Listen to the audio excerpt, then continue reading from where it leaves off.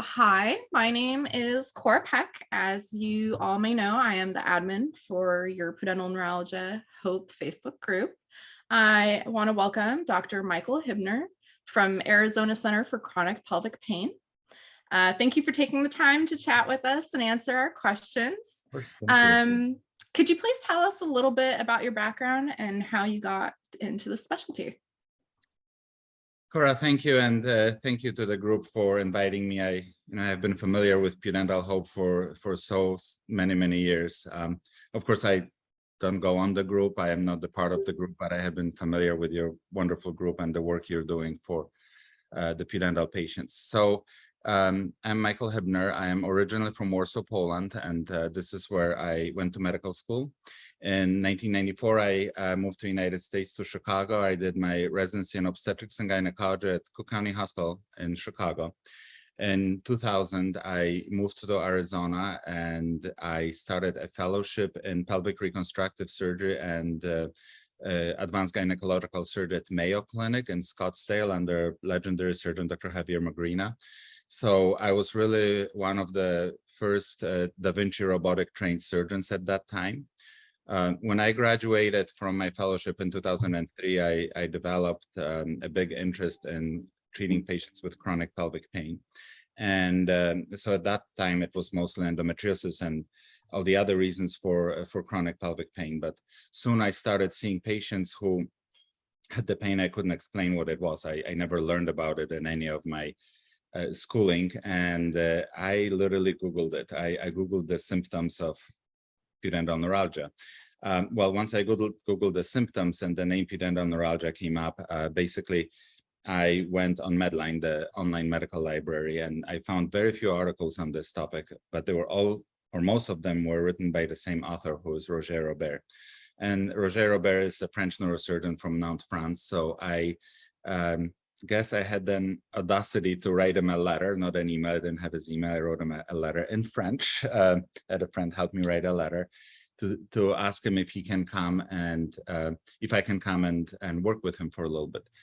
My hospital at that time where I worked was very much against the idea, so I actually had to take my own vacation and pay my own way to go there, but I spent time with him. When I returned to the United States, I started doing those surgeries in late 2005 and seeing a lot of patients. In 2011, I actually traveled again to Austria to work with Dr. Oskar Aschmann, who does a different type of pudendal surgery. So I also worked with him a little bit. In the meantime, around 2006, I started a fellowship in which is called Advanced Gynecological Surgery, but I trained 14 fellows, hoping that some of them will follow my footsteps and see patients for pelvic pain and pudendal neuralgia. Very few of them are practicing this medicine right now, and you probably know who they are if there are still any left that do that. Because of the changes in the hospital where I work, because of the administrative changes and billing changes and many other things, in year 2020, I left the hospital together with a big group of doctors. It wasn't my will to leave the hospital, but basically a lot of changes in the institution that a lot of us left. It was the height of the COVID. The only chance for me to stay in the area, and I have kids in college here, and my wife is a physician here in town. I could not basically just move somewhere else, so I started my own private practice. Over the years of me practicing pudendal neuralgia surgery, I've actually created a lot of modifications of the original French surgery and many other surgeries. So things like using the pain pump during the surgery, things like reattaching the sacrotuberous ligament, wrapping the nerve in the nerve wraps or with amniotic cells. Those were big changes that some of the people that I trained maybe practice, but most of the surgeons, as I know, do not wrap the nerves and to prevent the rescarring, or they don't put the pain pumps to reverse that central pain. I also work on many other devices. I actually have a PhD in biomedical engineering, so I like developing devices for patients for patients with pudendal neuralgia.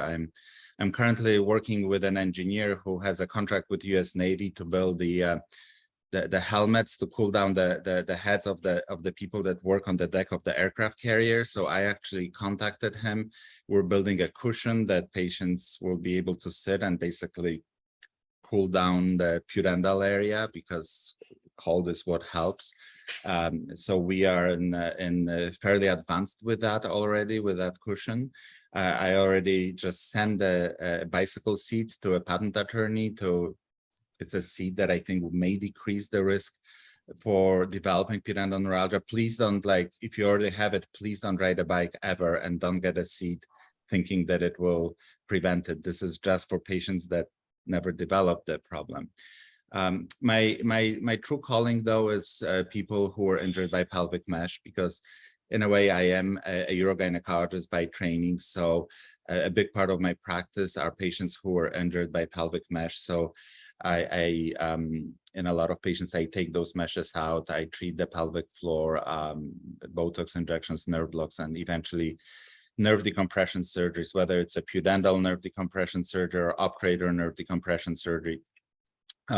So for the patients with mesh injuries, I basically offer both the mesh removals and the nerve procedures. Also, the last thing is, recently I opened a branch of the practice. My practice is called AZCCPP, Arizona Center for Chronic Pelvic Pain. But being from Poland, two of my friends came to train with me last summer, and they're actually coming back next month to train with me a little bit more. And we do have an office in Warsaw, Poland, that's for our European patients. And I'll be traveling there probably 3 to 4 times a year to do some of the nerve decompression surgeries. Again, I'll only be there for a short time. It's a short visit to my hometown. So I won't be doing that many of those surgeries, but I'll be doing some. So that's my introduction, but I think before we go on with your questions and questions from Cora, I think I need to address the elephant in the room, because I know that's an issue. And the elephant in the room is that my practice, as you probably know, is the cash-only practice, and patients are asking, why aren't we taking the insurance? So when I was working for the hospital, for St. Joseph's Hospital, I was primarily still doing not mostly, but I was doing a lot of other gynecological procedures, endometriosis, hysterectomies, fibroids, etc. And those were the procedures that were paying for the practice. The pelvic floor procedures, the pudendal nerve decompression, Botox injections, and all the procedures for the pelvic floor are very poorly, if ever, reimbursable by the insurance. There's simply no CPT codes, no ICD-9 codes, and insurance doesn't pay for that. The hospital, because I was an employee of the hospital, very heavily subsidized my practice. So we were allowed to continue because there was a lot of goodwill in the hospital to do that. They said, well, you're going to bring the money by doing the endometriosis, and on the side, if you want to see some do pudendal cases, that just gives our hospital a good name. But that was not reimbursable. When I left and I opened my insurance, when I left and I opened my practice in September of 2020, we did take insurance. We did take 2 insurances for about 9 months. And after 9 months, we were faced with a dilemma whether I should close the practice because we were not getting paid for the pelvic pain procedures. Dilemma whether to close the practice. That was one option. The second option was whether I should completely stop doing pudendal neuralgia, which is something I was considering, just see patients for endometriosis and fibroids and vaginal bleeding and do robotic hysterectomies, because those procedures are covered by insurance. So I would have to drop all my pudendal patients and all the male patients, of course, or basically take cash for the procedures. So we chose the option number 3, which I think was the right choice. But again, if the insurance doesn't pay for those procedures, I cannot be doing the procedures which are not reimbursed. I understand that there are still some other providers, Dr. Conway, some others that take the insurance, but those providers are employed by the hospital or their practices maybe. I don't know that, but they may be subsidized by the hospital, and they are still doing other procedures that.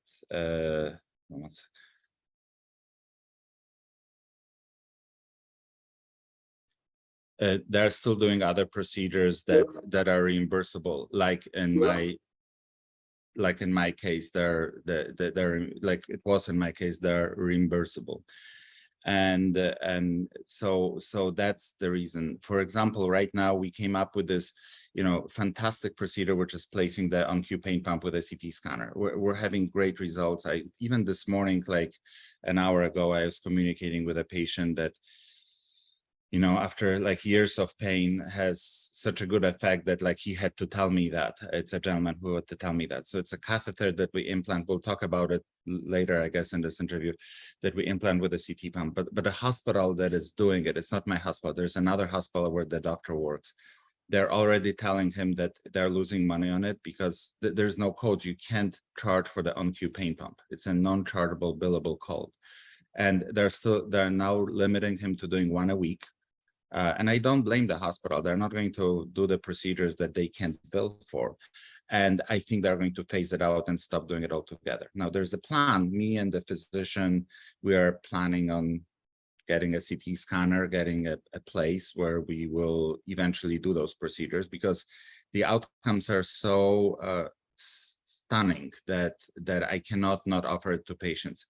But getting a CT scanning place and getting the procedure going, even the investment on that is probably close to $150,000 to $200,000. So again, those things unfortunately cost, and medicine is costs.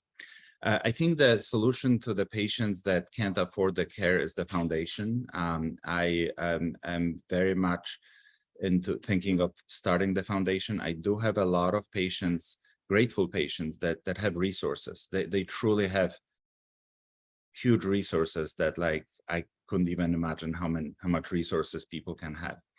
And the way to do it is to basically start a legitimate foundation where those people that can fund the foundation can do that. And that money can be used to help patients that can't pay for their care. But those patients will have to be like evaluated, like, this is how foundations works. That's how my old hospital's foundation worked. There was a charity foundation. When the patient couldn't afford the care, the charity will review each case individually and say, yes, you truly do not have the resources, and we are going to sponsor your care. So this is what I see as a true answer to your concerns. I feel very bad about me not being able to take the insurance, but I cannot take the insurance that is pretty much non-existent, meaning not covering the things that I do. They do cover some of the procedures, but they don't cover the main procedures that I do. And being a physician, I cannot pick and choose and say that I'll take insurance for this given procedure and not take it for that procedure. That is illegal. You either take insurance for everything, or you take insurance for nothing. Yeah. So this is my elephant in the room. This is probably, like I said, I feel very, very bad about it. I feel horrible about it. It's not, but this is the only way I could have had my practice open and continue going.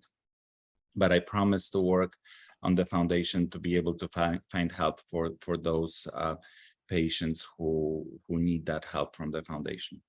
I probably need some help starting a foundation, but that's like knowing how to do that. I am way too busy. Yeah, you have a lot going on with the cushion, the bike seat, the pain pumps. Yeah. Yeah. I see that.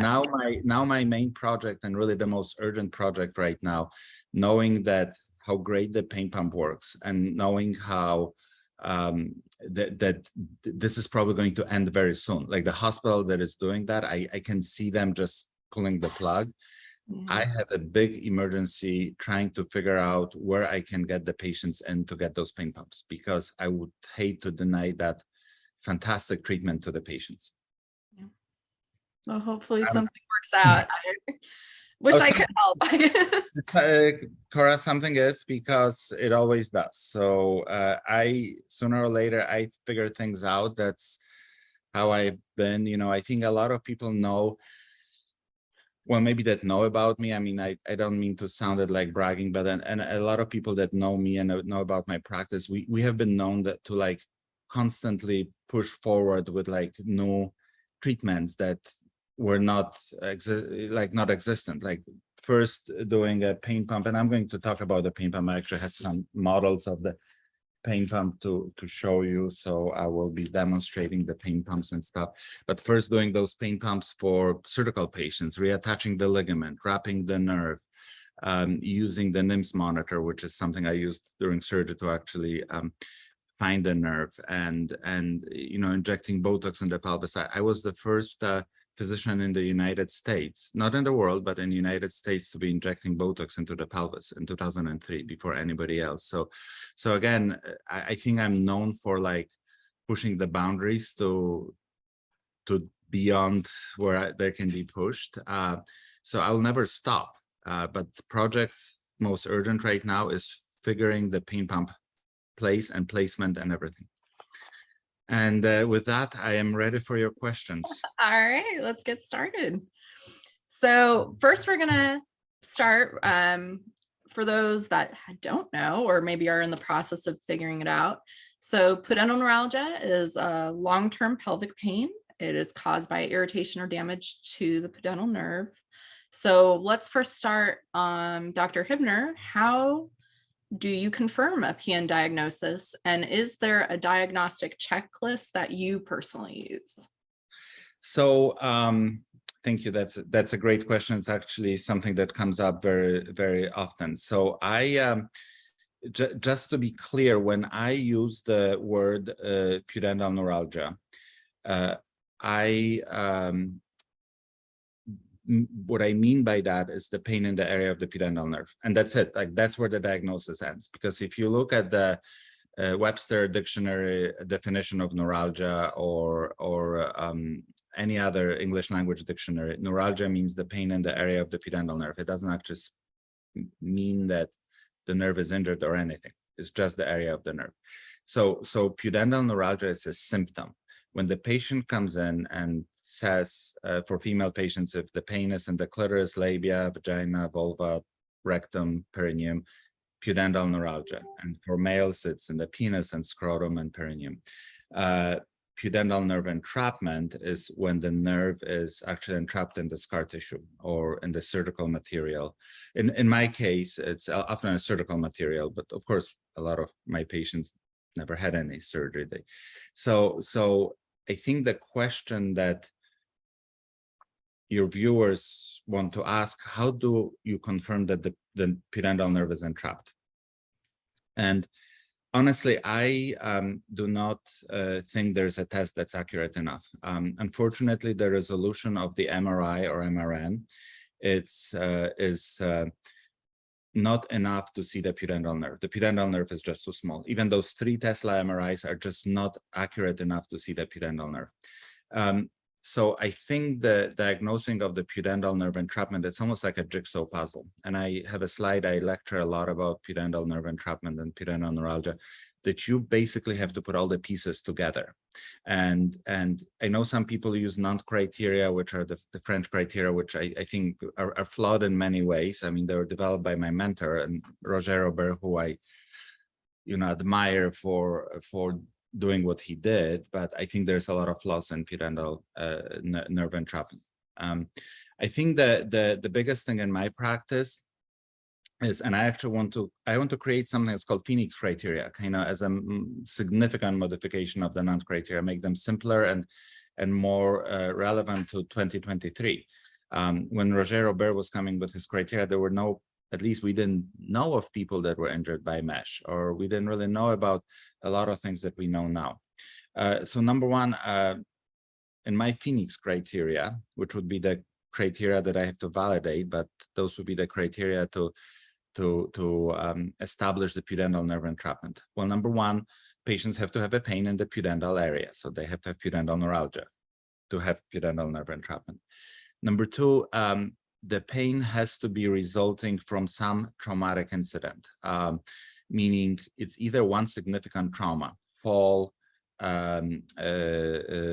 athletic injury, and we can talk about what those injuries are, but there's many different injuries. So one significant big injury or multiple repetitive small injuries, like bike riding is a typical example. Childbirth, where you get injury to the pudendal nerve from the baby's head coming out of the birth canal, that's like one big significant injury. Bike riding, you ride every day, you have multiple trauma. That part is missing from the non-criteria. And I don't think you can have an injury to the pudendal nerve without an injury. I don't think someone can say, I woke up one morning and I had burning in my perineal area, therefore my nerve is entrapped. It didn't just get entrapped overnight. There has to be some force or something that injures the nerve.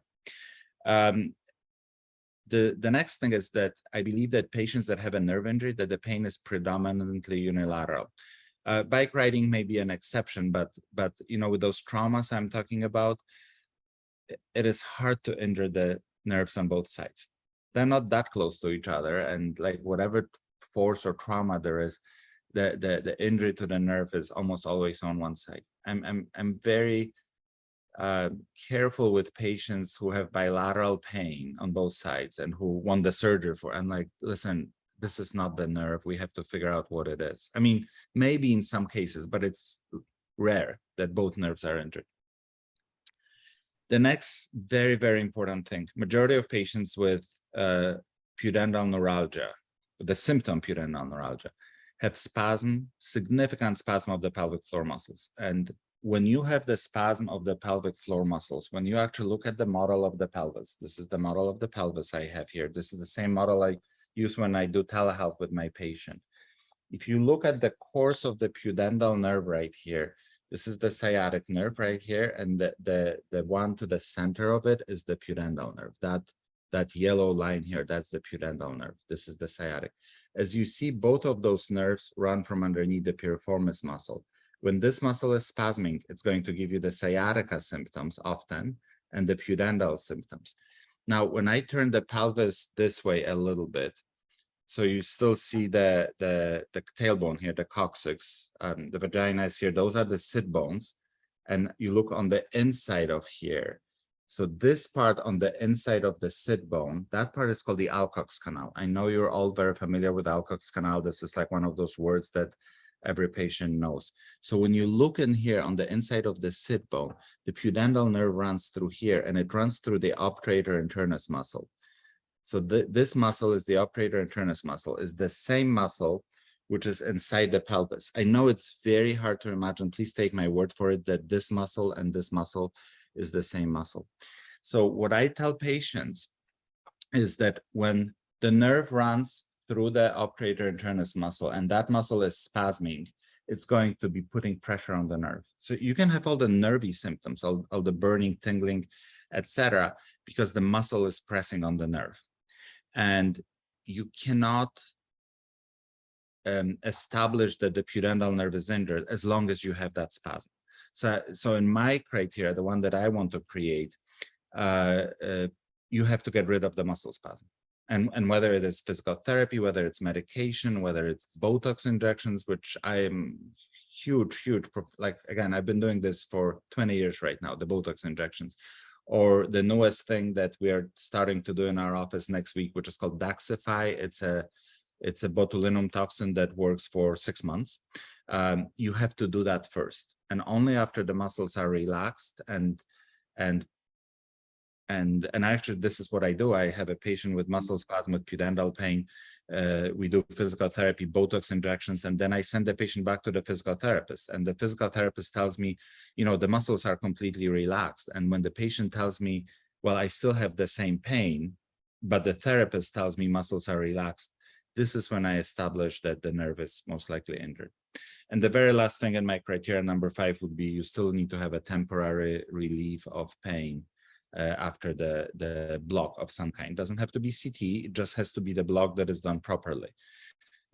Because I know this is one of your questions going further, but what happens if there's negative negative block. We can talk about it when we get to the question, but again, this is how this is the jigsaw puzzle, all those informations together. And so when patient goes through this, and there's a few more things that I may add, like doing the pain pump, doing amniofix, the amniotic cell injection for stem cell regeneration.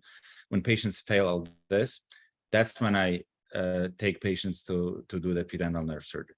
Now, having said that, when I see a brand new patient, maybe less than 10% of patients end up with surgery because I do all these things to truly avoid the surgery.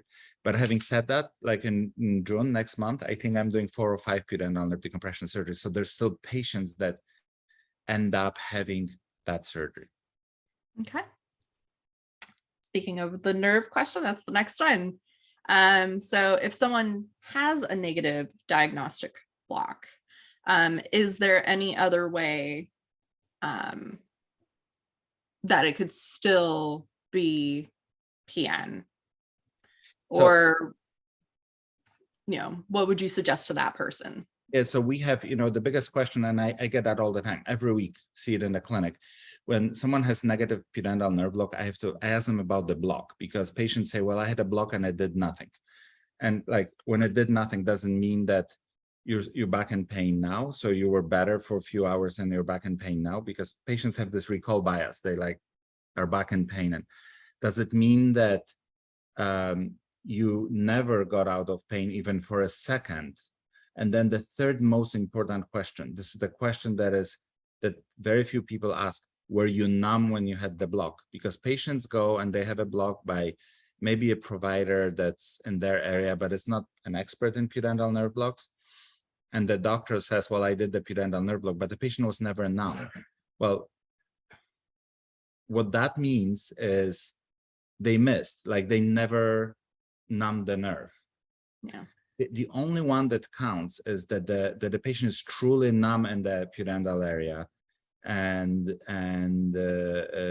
they still have pain. So when the patient still has pain, despite being numb in the pudendal area, that's the negative block. That's the negative test. Now, there's very few patients like that, because often when you're numb, you have no pain, and that confirms the diagnosis. Now, if you're numb and you still have pain, then your pain is not from the pudendal nerve.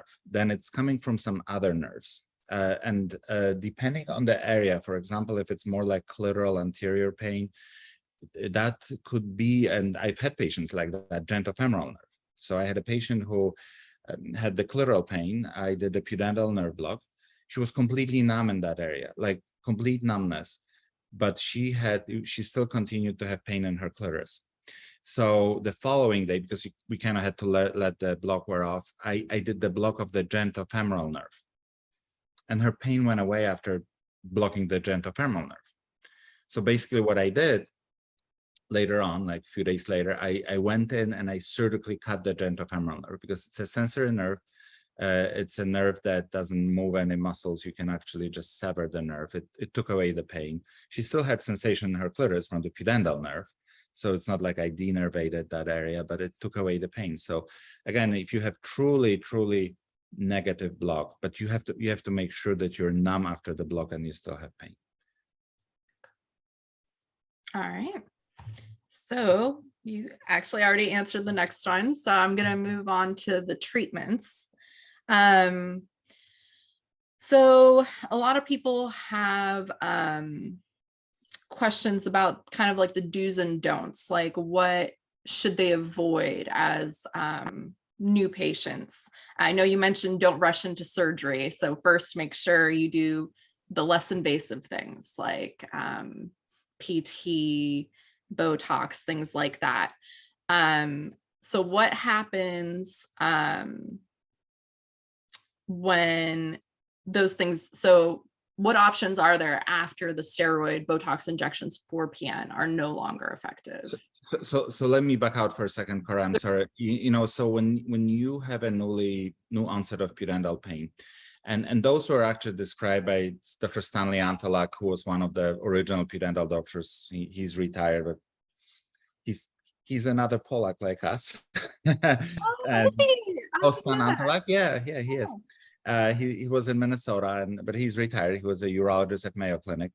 he basically says that the single most important thing is the avoidance. So like if you got injured riding a bike, you stop. If you got injured doing whatever activity, you stop. Of course, if your injury was childbirth, like you can't undo it. You don't want to undo it, you know, of course. But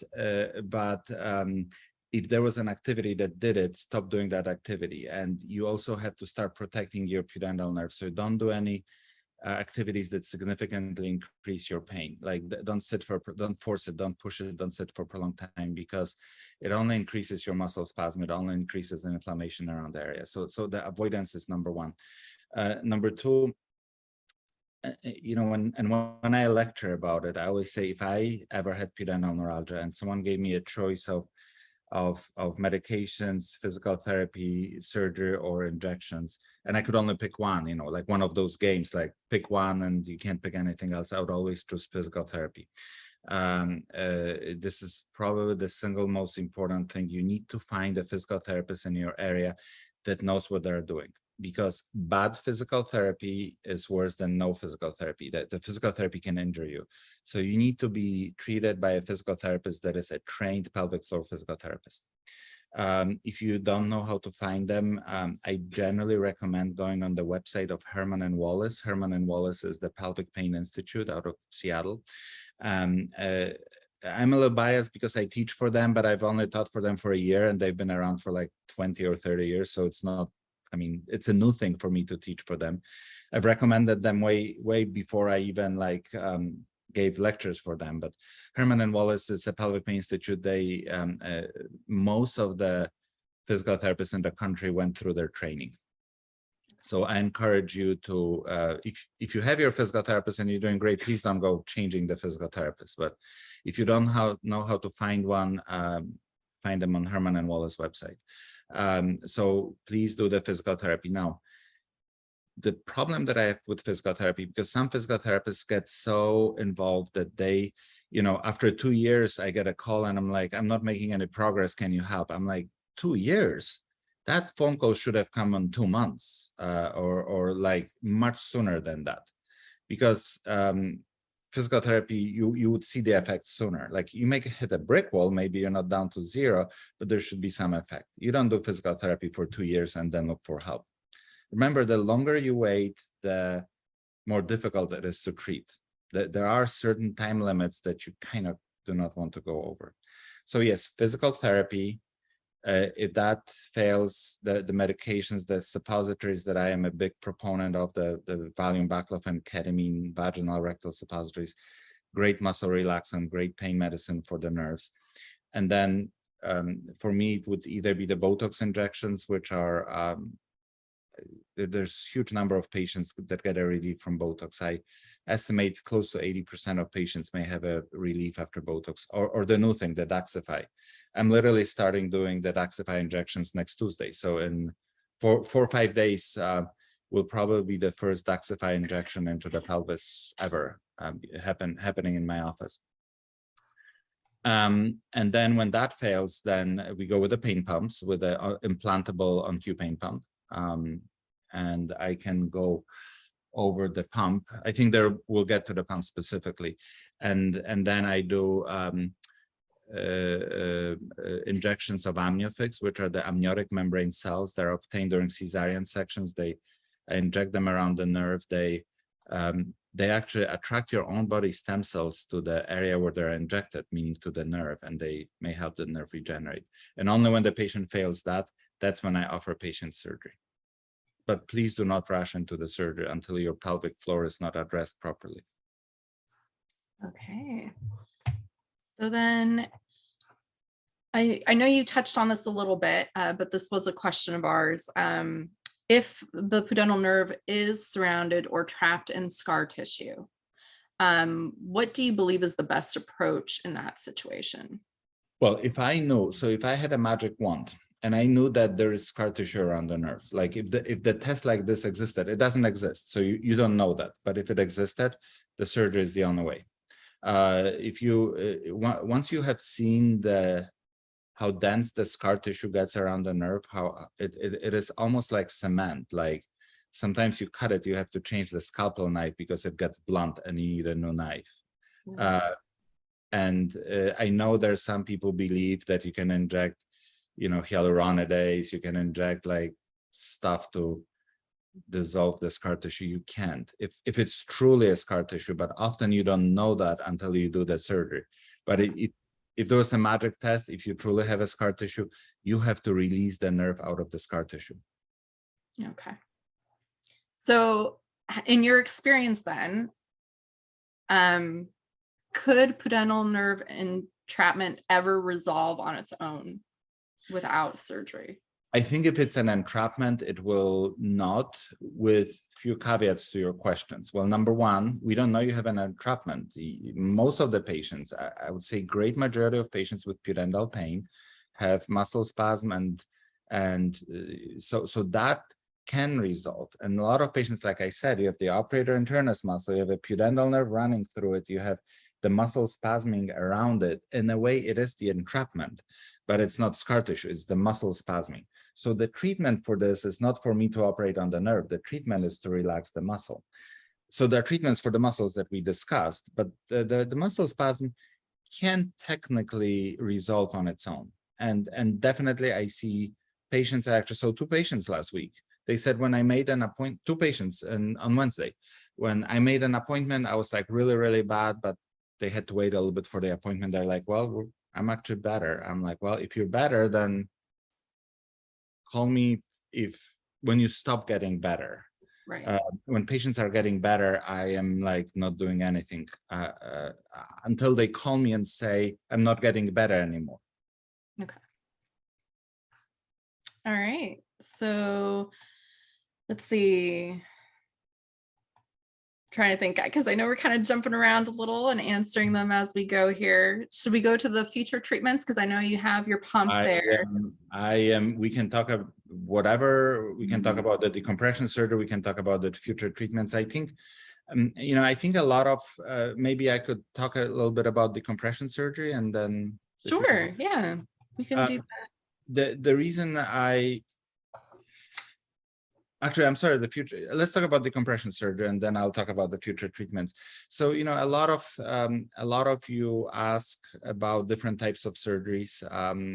Again, I actually lecture extensively on that. And as you know, there is different ways to approach the pudendal nerve. The pudendal nerve runs, one thing I forgot to mention, that I also teach anatomy at the University of Arizona Medical School. So I teach anatomy to medical students. So it actually gives me a lot of opportunity to do a lot of like dissections. When the students are gone from the cadaver lab, I am able to like try to figure out things and understand how they work. And when you actually historically look at the surgeons, how they functioned or learned in the 19th century, our forefathers of surgery, they were all anatomists because you had to figure out things. The pudendal nerve runs underneath this muscle. This is the levator muscle. That's where the pudendal nerve runs. So I know some people are trying to approach the pudendal nerve laparoscopically from here, but the pudendal nerve is covered by those muscles here. So in order to get to that nerve, you actually have to cut through the levator muscle. So initially, when I went to France to work with Roger Robert, my intention is to do the robotic Da Vinci nerve decompression because I am a robotic surgeon by training. But then I realized that in order for me to get to the nerve, that it's covered by this muscle, and I would have to cut through this muscle to get to the nerve because the nerve is on this side. This is what the nerve is. So that's why I can do the laparoscopic and robotic surgery, but I think the area of the nerve that is decompressed is just much smaller than what you get with transgluteal approach. There was another approach that was called transichorectal, where you actually went into the vagina, and it was in a way a blind surgery. You'd made an incision and with your finger try to like stretch the adhesions. You didn't really see the nerve very well, and that was one of the problems. And most of the people that did transichorectal surgery stopped doing this. The very first original pudendal nerve decompression surgery before even Roger Robert was something called transperianal surgery, where you made the incision around the anus right here, and again blindly get to the nerve like this. That was invented by Dr. Ahmed Shafiq, the colorectal surgeon from Egypt. Again, it was the blind surgery. So the surgery that I learned and the surgery that I still performed, except I significantly modified that surgery, is the transgluteal surgery, where you actually make the incision on the buttock. So the patient is laying on her or his belly for the surgery, and the incision goes on the buttock, and you try to make it right over this ligament here, the sacrotuberous ligament. When you make the incision over the sacrotuberous ligament, you get to the ligament, and then I cut the ligament kind of in a Z fashion. It allows me to open it all the way, like opening the book. And when I do that, I get access to the pudendal nerve pretty much all the way from here to pretty much all the way through here, because that ligament is all open. So I can actually compress the very large part of the nerve. And one of my first modifications of the surgery was to actually start reattaching this ligament, because that's the original Roger Robert surgery did not reattach the ligament. That's what I started doing to provide the stability to this joint, which is the sacroiliac joint here. I then started putting the pain pump in. So the On-Q pain pump has been on the market forever, but almost from the very beginning, I started using this device called On-Q pain pump. It is a balloon which is filled with a local anesthetic. In this case, well, in this case, it's water because it's sample, but we fill it with Marcaine. And patient gets a little tiny catheter like this. I don't know if you can see that. So in surgery, from the very beginning, I was placing this catheter when this area was the area is completely open, right next to the nerve. And that drips the local anesthetic on the nerve right here. And if you can see that very well, that drips the local anesthetic on the nerve for about 3 weeks. It basically keeps the area numb. Patients don't have pudendal pain or have minimal pudendal pain. But more importantly, it helps the brain, the central nervous system, forget the pain in that area. It's called central sensitization. It's the centralized pain. And so that was a big modification that I made to the surgery. This is actually the very same pump and this very same catheter that we place with a CT scanner right now. So I actually try to reverse that centralized pain without doing the surgery. And we started doing it in January. So this is brand new. I don't know why it took me 18 years to come up with that idea. It was actually my idea to place it with a CT, but I had to find the right radiologist that would be like, yeah, I'll do that. And so we formed a team doing this. The next thing that I do is I also wrap the nerve. So that entire nerve is wrapped, and I use different wraps. So those are the so-called nerve conduits or wraps that I protect the nerve from rescarring. That's number one. So it's like a rigid tubing in which you put the nerve and it runs through that rigid tubing, so the scar tissue can't get to that. But the second thing that I do, I also put the amniotic membrane. So that's that fetal membrane at which the fetus grows during pregnancy. And there's company that gets them during cesarean sections. I wrap the nerve in that fetal membrane. And, the fetal membrane is all the goodness. I mean, I know that's not a medical term, but medically it has all the nerve growth factors, epithelial growth factors, etc. They attract your own body stem cells to the area to promote the regeneration of the nerve. And so that's the reason why I do the transgluteal surgery. It is much more involved. Patients take longer to recover. Although I have patients few weeks after surgery that are back to work and sitting, but that's not usual. I estimate that about 2/3 of the patients have benefit from surgery. I'm not saying they're pain-free, but they do benefit from surgery. They're saying, I'm good. Like, for example, recently a gentleman sent me a message that he was spending 22 hours in bed a day without getting out of bed. And now he's, walking around the house and slowly getting better. He's a few months from surgery. And I assume that, I think he will continue to get better. But like for him, that's already a success. Like he's not looking to go bike riding or ski jumping, or snowboarding. He's actually happy at this moment. So I never overpromise that you're going to be back to normal like before your injury, but the surgery makes 2/3 of the patients better. Okay. The transgluteal surgery. And because I know that was another question on here, we talked about the statistics. You said 2/3. Are there any side effects for your patients with transgluteal? So I estimate that between 1% and 2% of patients may actually get worse, but I think that number has gone down since I am much more careful who I offer the surgery. Over the years I have learned. So because I go through all the hoops, or I have the patient go through all the hoops of like working on the pelvic floor, doing the Botox, doing the nerve blocks, doing the pain pumps.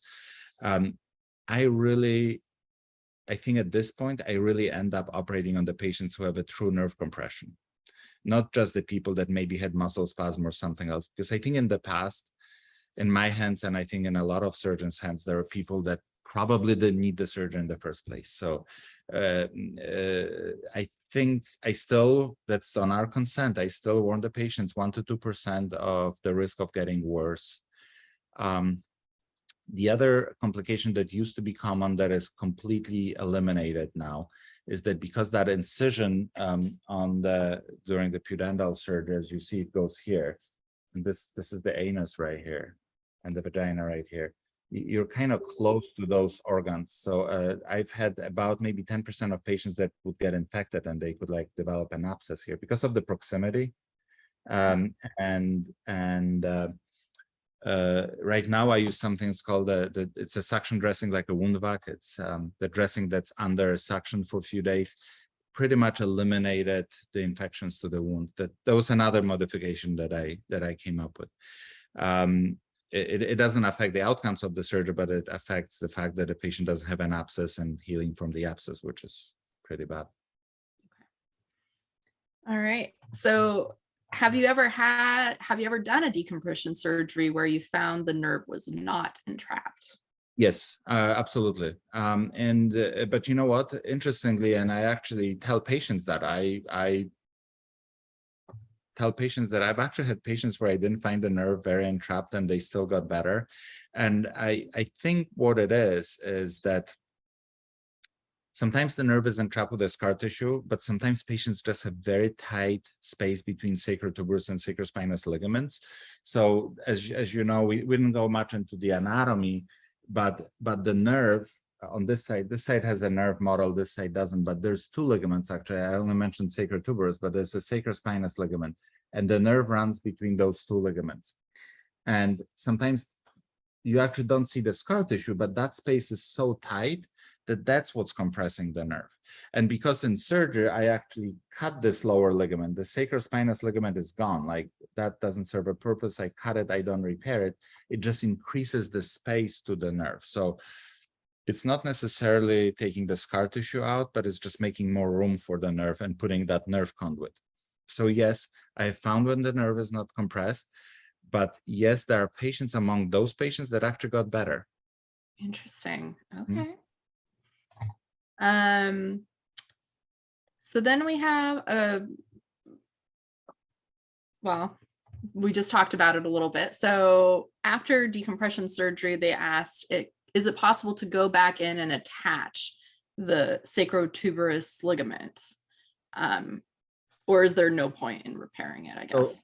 So I always, since patient number one, so when I learned the surgery in France, that they did not attach their ligament, but I felt that it needed to be attached.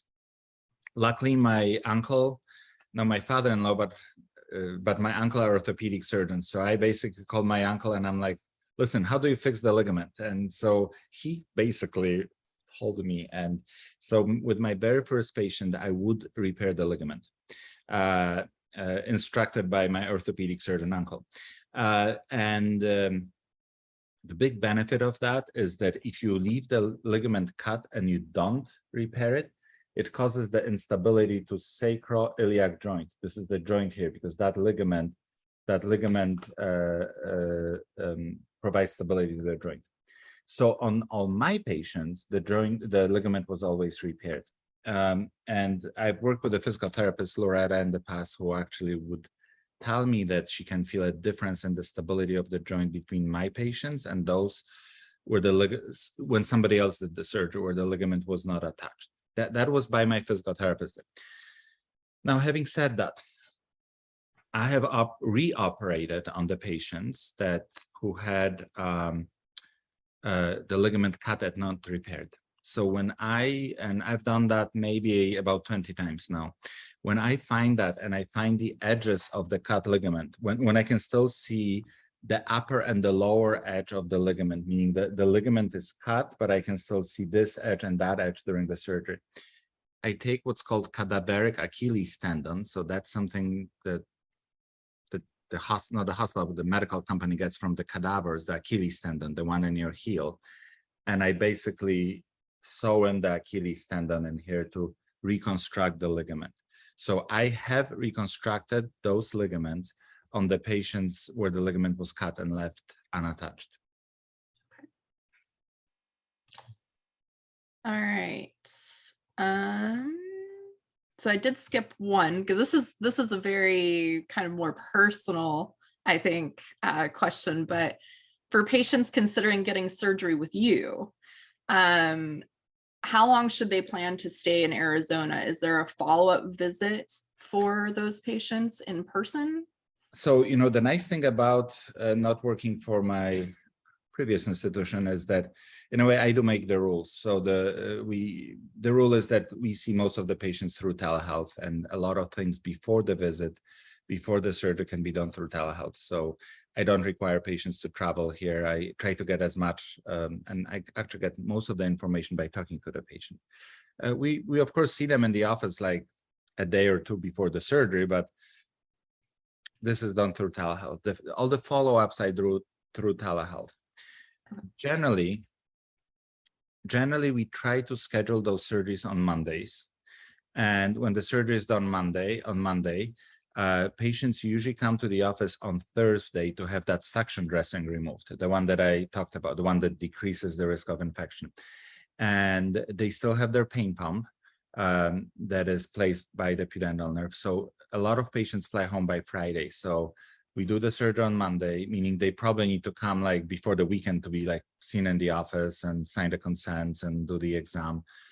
Do the surgery on Monday. By Thursday, we remove the pain pump and the patients fly by Friday. And that's actually a good time to fly because those patients have a pain pump in. So they may have a pain in their buttock from the incision on the buttock, but usually the pudendal pain is very minimal.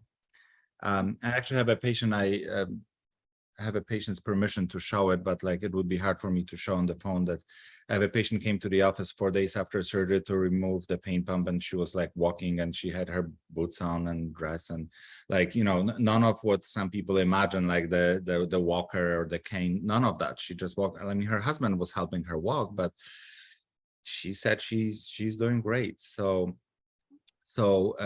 I either encourage patients to fly Monday, Friday, because when the pain pump is in, and if they don't do that, then you're probably better off staying longer, and then either fly where the pain pump is in, or just stay here and recover, and then fly after 3 weeks. Right. All right. And then we have one more under there. Let's see. Can pelvic instability after decompression surgery lead to pubis? Is it osteitis? Correct me if I'm wrong. Pubic osteitis. Yeah. So like I said, because I've always been attaching the ligament, and this is what my therapist tells me. There's no good way to actually measure the sacroiliac joint instability. There's really no device that measures it on X-ray. So that's what the physical therapist tells you. So at least by my physical therapist, none of my patients where the ligament was attached developed the instability of the joint. They may have had the instability of the joint going in, but they didn't develop from that surgery. Okay. But yes, if you have instability, or if you have had surgery where it was cut and left cut, etc., then yes, absolutely, it may, because it makes the whole pelvis unstable. The worst thing it actually does is when your pelvis is unstable, is actually it activates your muscles, and it's making your muscles spasm, because now the muscles are trying to stabilize the pelvis. So when you have instability of the pelvis, all those pelvic floor muscles that we've talked about, all those muscles are now working to stabilize this joint. So you actually may cause more muscle spasm because you've make the pelvis unstable. And that's why it is so important to reattach that ligament. Okay. So now would you like to go back and talk about the future ones, or would you like to Yeah, talk let's talk about about future treatments. I just wanted to talk about current treatments before I talk about future treatments. That's right. the reason why? No, the reason why I ask is because we also have a section on radio pulse frequency and cryoablation. We had a few people curious about the difference between these and if you even suggest these as a form of treatment for your patients. Okay, so let's talk about the radio frequency and cryoablation, and then we'll talk about the future treatments. So when I was in my private practice at St. Joe's, we actually used to do both. The radiologist that I work with, it's actually the same person that worked with me at St. Joseph's that left, who I'm working with right now. He didn't leave because I left, but it just happened that way that we reunited on the other side, so to say. We stopped doing radio frequency ablations because we've actually seen a lot of patients that got irritated or maybe getting even worse with radio frequency ablation. So what radio frequency ablation is, it's a needle that is placed by the pudendal nerve, and the tip of the nerve has a radio frequency element, which is the same element that your microwave oven in your kitchen has. And it heats up the nerve, and because it's pulsed, it's not a continuous heat like you would do for a tumor. Like if someone has a cancer of the liver, you put the needle and you heat it up to destroy it. In this case, it heats up and cools down. And the thinking is that that heating and cooling, well, there's really no good explanation how it works, but it seems that it like slightly injures the outside cells of the nerve, or the layer of the nerve, and it's kind of forcing it to regenerate. Cryoablation is the same concept, except the needle, that there's a liquid nitrogen that goes to the needle, so you freeze the nerve instead of heating it. I personally, we at some point stopped doing the cryoablations too, because I personally did not really see that many patients with that great outcomes of those two procedures.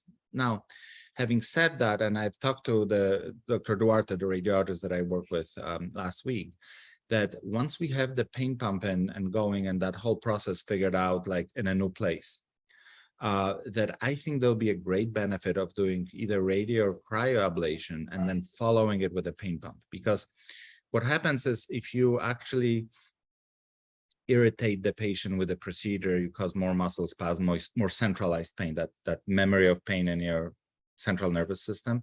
So I think it may be beneficial to do those procedures where they can be followed by the immediate placement of the pain pump, and basically to keep you numb.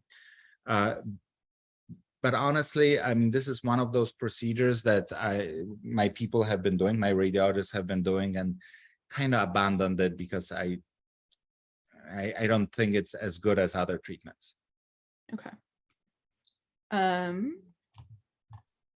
Let's see. I know we're kind of skipping around, so I just want to make sure. Sorry, Cora, I kind of messed up. But oh no, I think we're good. I just want to make sure that we're kind of hitting all the points, so to speak. So real quick, because I know we talked about this earlier, what are your feelings on spinal and sacral stimulators?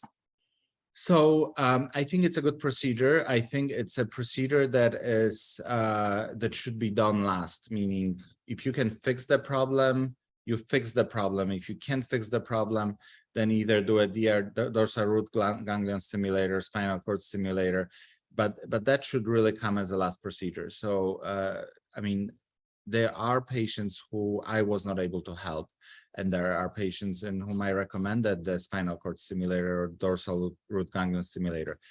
But I don't do those procedures. No one that's like personally affiliated with my practice does those procedures. So I basically refer patients to the pain management and they do the procedure. Okay. So the feeling is positive, but I think it should be the last resort.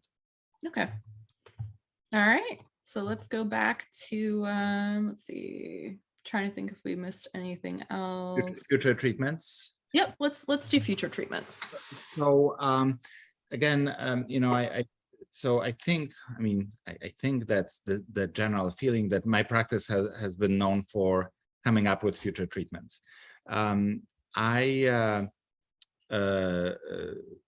really think that pain pump that we were talking is a great treatment, because now once the catheter is placed next to the pudendal nerve, it not only allows me to run the local anesthetic for as long as I want to, but I can use it for other things.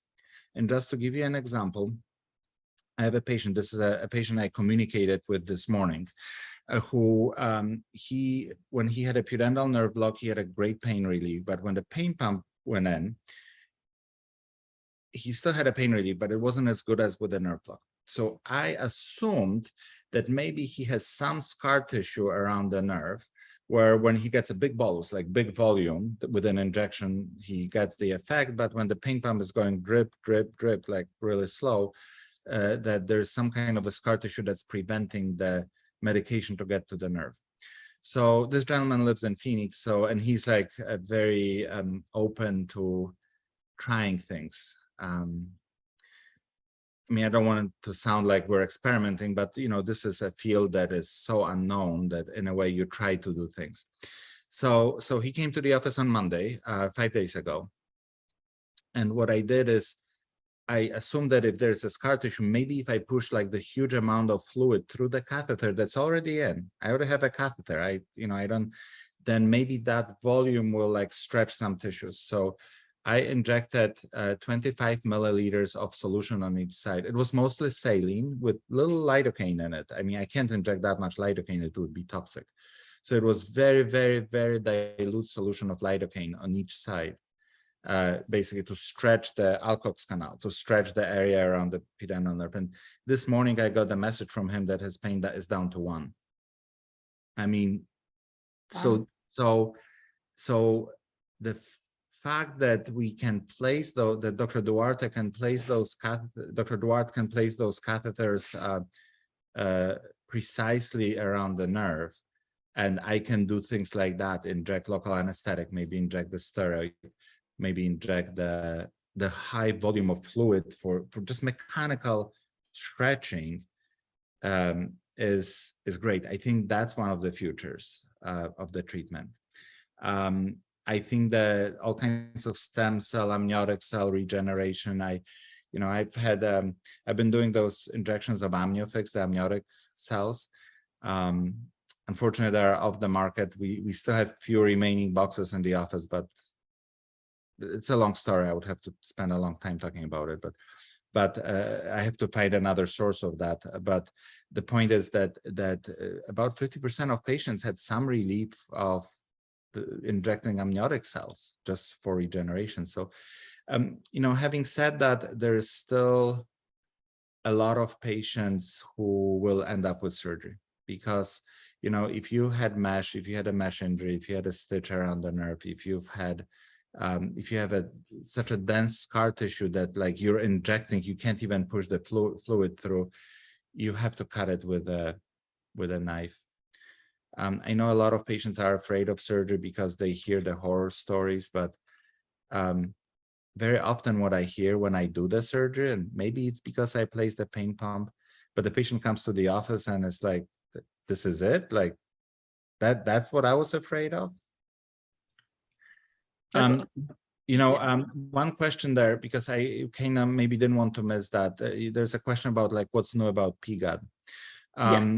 So persistent genital arousal disorder, it's probably one of the most debilitating symptoms in patients with pudendal neuralgia, at least from my experience, seeing patients for many years with PGAD. I see that those patients are probably the most affected. Yes. What I'm finding that a lot of these patients have engorgement of the clitoral veins around the clitoris. You can actually see it on the specific ultrasound. You can't see it on like regular ultrasound or regular MRI, but you see it on the very specific ultrasound that I do, where you see this like very, very engorged vein running on the clitoral nerve. And then during like and that vein is going to constantly rub on that nerve and give you that constant clitoral PGAD stimulation. And even worse with like sexual excitement, when the veins get even more engorged, there will be like even more pressure. So what I have been doing for those patients with some success. I mean, I actually didn't keep a very good statistics on it, but definitely success in some patients is that I do the sclerotization of that vein. So under sedation, under anesthesia, I place the needle into the engorged clitoral vein, and I inject a substance, the same substance that the surgeons use on leg varicosities. It's called Sotradecol, and I basically sclerose that vein, meaning make the vein go away. It takes a few weeks for it doesn't happen right away, so the patients are actually like slightly worse for a few weeks. But then when the vein scleroses and the pressure is taken off the nerve, then there is definitely a relief of symptoms in some patients. Okay. All right. Let's see. Trying to go down, see if we missed anything.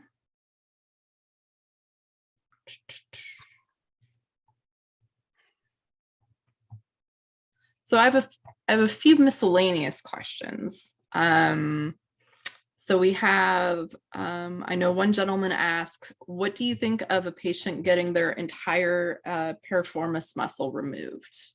I am very, very opposed to that. I remember working with my physical therapist, Loretta, who was very opposed to that. It causes the instability to the entire pelvis, and it only makes things worse. I kind of mentioned that at the beginning, but the piriformis muscle, which is this muscle, well, number one, it's your hip rotator muscle. It goes to your hip. If you remove the piriformis, your obturator internus muscle takes over. So now you're causing the more problem with this muscle.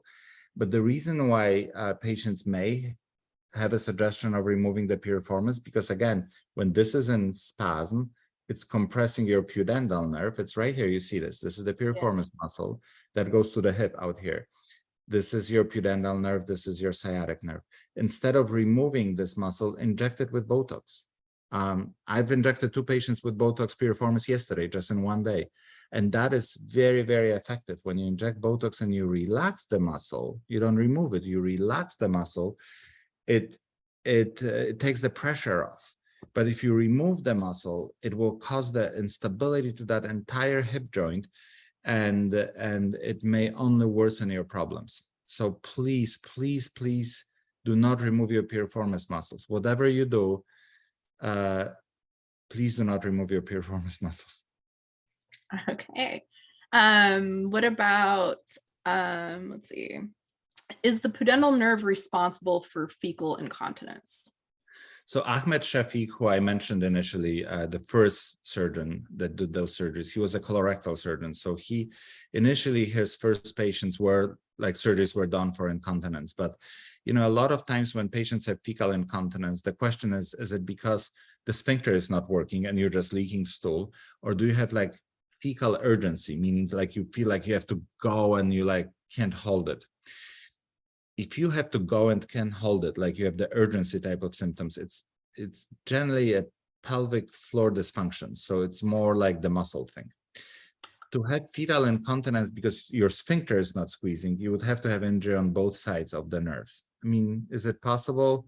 Yes, it's unlikely to injure both sides of the nerve, because usually if you still have one side and the sphincter is squeezing on one side, that is generally enough to provide you with enough force to hold it. So the question to ask is what type of incontinence, the urgency type or the fact that you're just constantly leaking? Okay. Let's see. If one has central sensitization, is the treatment that you provide different to those who don't? So I think central sensitization is the central topic we should be talking about, because when patients have chronic pain for some time, there's this phenomenon called central sensitization, and the easiest way for me to explain it, it's like the memory of pain in the central nervous system, like almost like a complex regional pain syndrome, a reflex sympathetic dystrophy, like many names to really one thing that is happening. And you absolutely need to address that central sensitization, because you can be fixing the nerve, you can be doing other things. Unfortunately, that memory remains. So the treatments that I do and we do is, number one, you want to block the nerve for as long as you can to like take away the original source of pain. This is where I think the pain pump is great. And I tell patients that, I've told patients that we'll do the pain pump, and even if it doesn't provide you with the long-term relief, and even if you end up having surgery, we're kind of down regulating your central nervous system. But the other thing that other, physical therapy is important, but the other thing that I routinely do, and that's on the first visit, every one of my patients gets the suppositories that have ketamine. So ketamine is a medication that is an NMDA receptor modulator, which is the receptor in the spinal cord, which is partially responsible for that. It's like great for the patients that have like hypersensitivity to touch, like people that can't wear underwear, or the seams on their underwear are irritating, or they have to wear like loose baggy pants or long dresses, and because anything that touches in that area. So that's allodynia. That's like one of the symptoms of that. And that's where ketamine suppositories are helpful, or ketamine in any way, but I use it as the suppository. Okay. And we had a question from a lady who actually got PN from childbirth. And she was curious, if she gets pregnant again, could it make her PN worse? So what I would recommend for patients like that is, if this was not the pregnancy itself, because during the pregnancy, the baby's head comes in the pelvis, and it may actually compress that area and press the nerve, just the pregnancy, but that's rare. It's much more common during the actual vaginal childbirth. Because as the baby head comes out, it like really crushes, or it may, I'm sorry, not really, it doesn't, very few patients, but it may crush the nerve here. So when patients do get pregnant again, and they already have pudendal neuralgia, I would strongly recommend doing cesarean section, not to re-injure the nerve. Very strongly recommend, and not like go into labor and do the cesarean section, but basically talk to your obstetrician and say, hey, we need to plan my cesarean section because before my contractions begin, like once the baby's mature enough to be delivered, but before I go into labor. Okay. So I had another member who says, so we all know kind of it's hard to sit with PN, but why could it be possible for someone to also be in pain while standing with PN? When you're standing, when you're walking, especially, actually, what I am noticing more and more is patients saying walking on the incline more than flat surface or decline. But any of it, you actually use your pelvic floor muscles to stabilize your body. Again, it's the most pronounced when you're walking on the incline, because you're using your piriformis, your obturator internus, your glutes. So it just puts more pressure on that area here. Patients are most comfortable laying down, but yes, traditionally we say sitting is the worst and standing, laying down is better. And but it really depends how you stand and what muscles do you use to stabilize your body when you're standing. But that same person, if that person is listening, just see if you actually have more pain walking on the incline than flat surface or decline, because that's one of the common themes, is walking up, up the hill on the incline. Interesting. Okay. And now, so this one is interesting because I've actually gotten this question a lot, and I've actually even wondered about this myself. Why would a fluoroscopy guided nerve block leave someone in more pain? So again, as far as the nerve block, let's talk first about the effectiveness of the nerve block, and then that specific case. When patients get nerve blocks, I honestly don't think it matters how it's done, as long as it's done properly. Meaning, if you are numb after the nerve block, whether it's done fluoroscopy, ultrasound, CT, MRI, or unguided transvaginal, if the patient after the block says, I'm like really numb, then it was a correct nerve block, and it doesn't matter how the nerve was found. But there are patients who actually have worsening of the pain after the nerve block. And sometimes it is because of what is injected. For example, Canalog, one of the steroids, has little particles in it, and that by itself is known to, well, it may help with the nerve pain because it decreases the inflammation, but those little particles may actually irritate the area of the nerve. And that usually goes away. So it's not like someone is permanently will be in more pain, but like maybe a few weeks of pain. But that's not because it was done through fluoroscopy. It was like what was injected in it. Okay. But you also have to remember that, and actually I think our interview is going great because we're following from one topic to another. We just talked about the central sensitization. So most of the patients with pudendal neuralgia that has been going on for some time have this central sensitization, meaning they're so hypersensitized that like whatever is done to them, like is going to increase the pain. It is just that patients are so hypersensitive. So the fluoroscopy nerve block probably done without any anesthesia. And so your muscles are already spasming, they're already hypersensitive. And now you take a needle and you push it in, you look on the fluoroscopy, you push it in, it is just going to irritate the surrounding muscles. I think what your patient was trying to ask, is it possible that they hit the nerve and that damage the nerve with a needle? You know, I'm sorry, but when you do that for 20 years, you know what the real question is. Sorry, I didn't mean to sound arrogant, but no, just, but I mean, that's also fair, yeah. I know where the question is. So the question is like, because it was done with fluoroscopy, was it less accurate, and is it possible that they hit the nerve? We don't see the nerve on any of those, whether it's on CT, unguided, ultrasound, or fluoroscopy. So, but I don't have any evidence to prove that you actually hit the nerve with a needle. I do not have any evidence that with any of the ways you hit the nerve.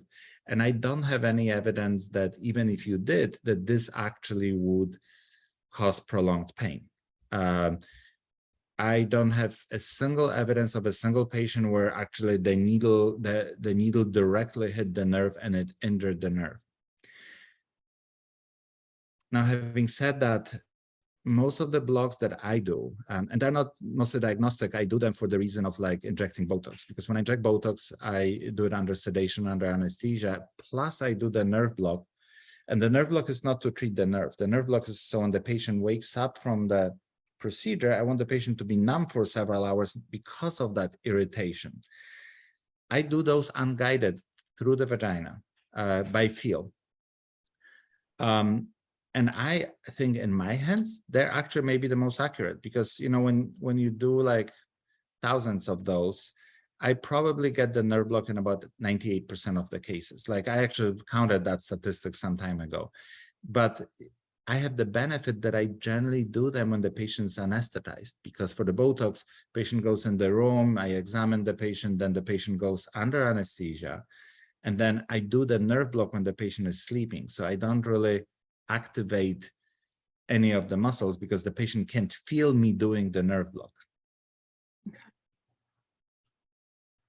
All right, let's see.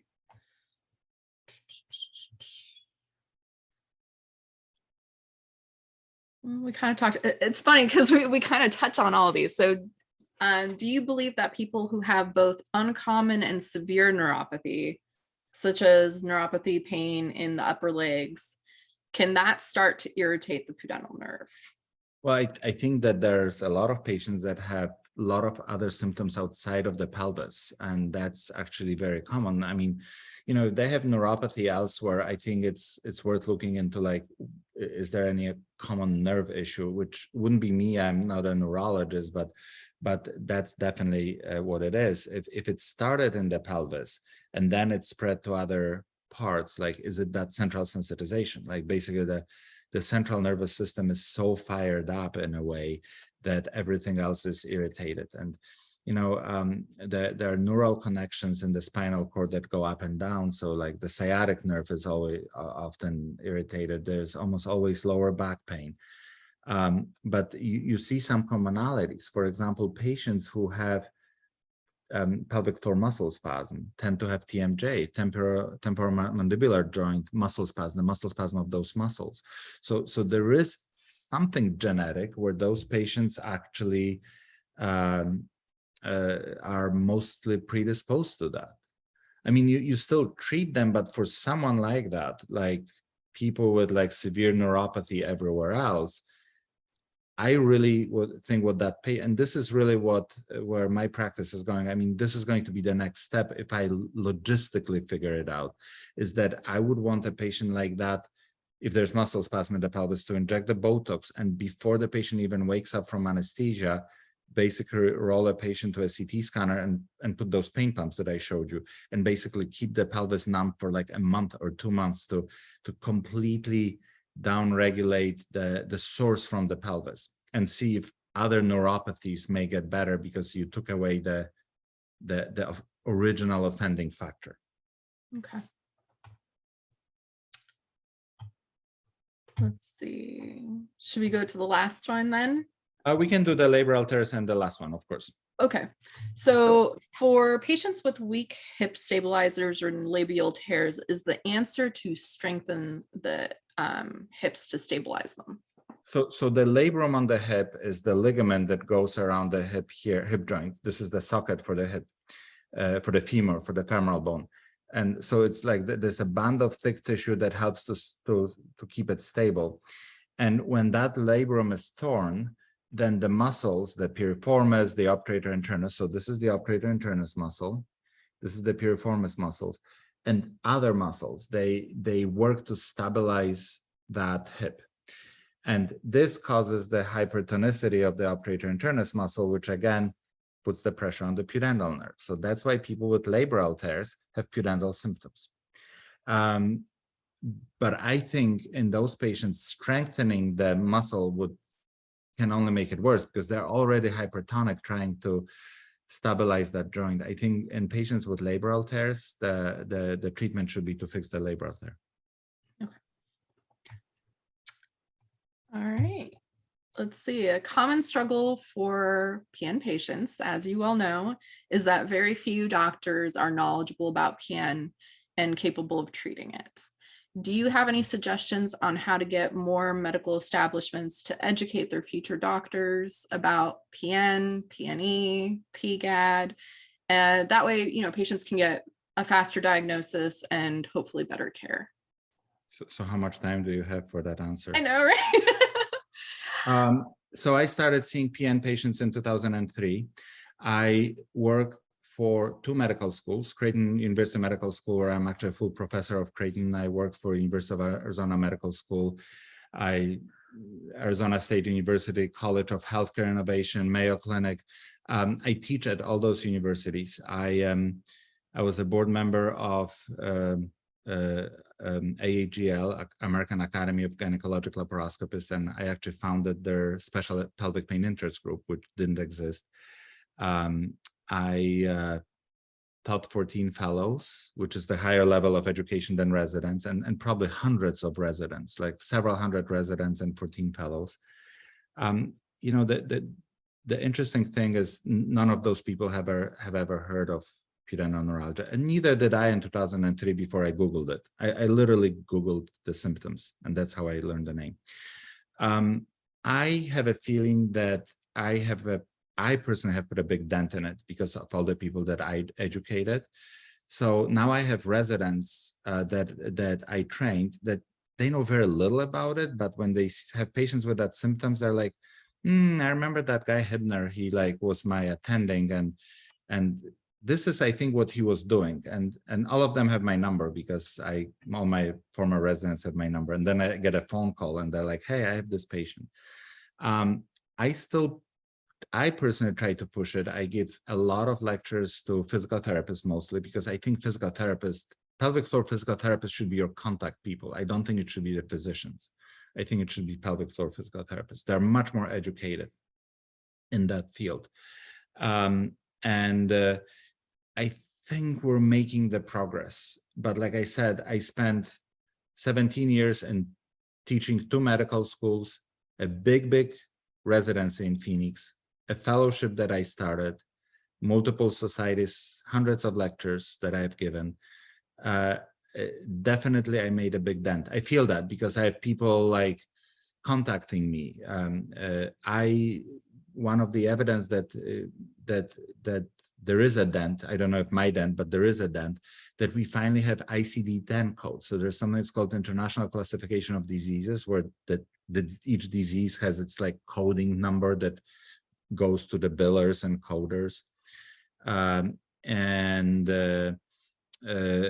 So finally there's a code. Like before, there was not even a code for the disease. So the knowledge is spreading. The problem is, and I mentioned that, I said I won't talk about it again, but I have to say it.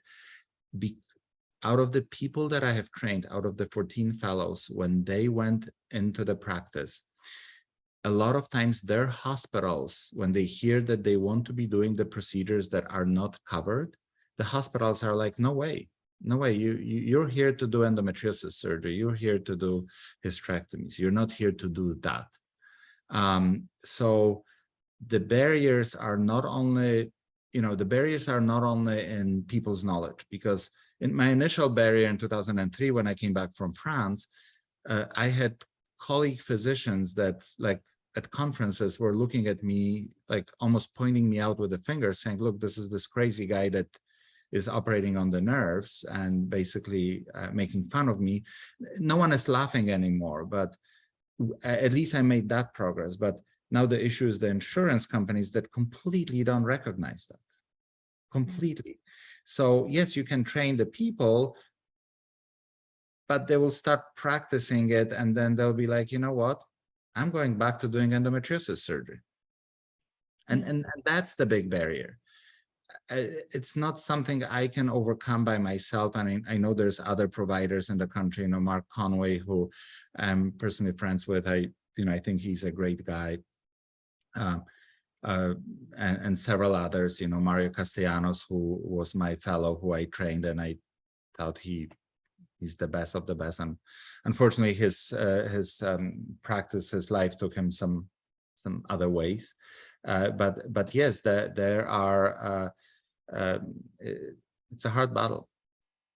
I was counting that the 14 people that I trained will be doing it, and so I feel personally, me, Michael Hibner, I feel that I've done all I could.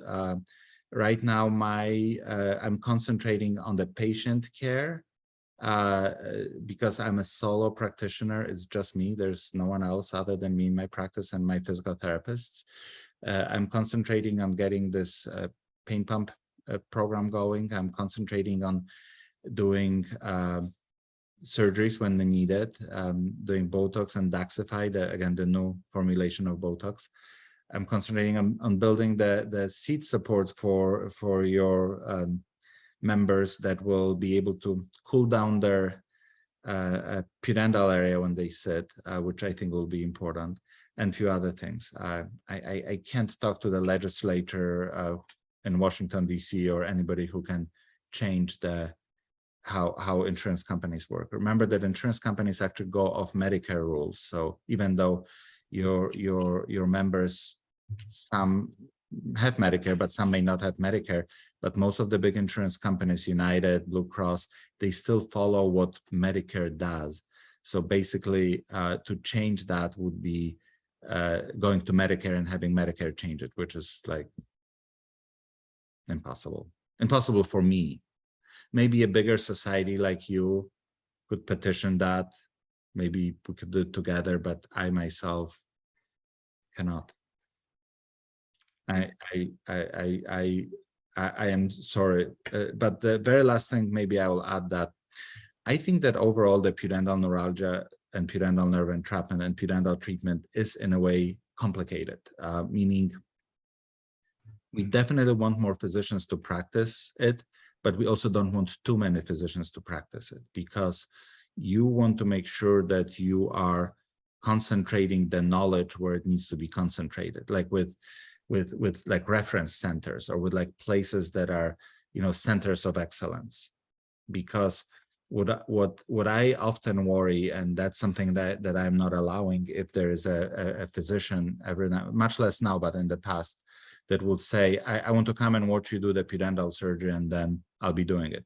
I'm not allowing one person to come and watch one surgery and then do the pudendal surgery, not even knowing when to do it, because most of the patients that think, or their doctors think they need the surgery, they don't need the surgery. They need all the other treatments. And you can't come here for one day and learn all that. That's the knowledge that you develop over the years.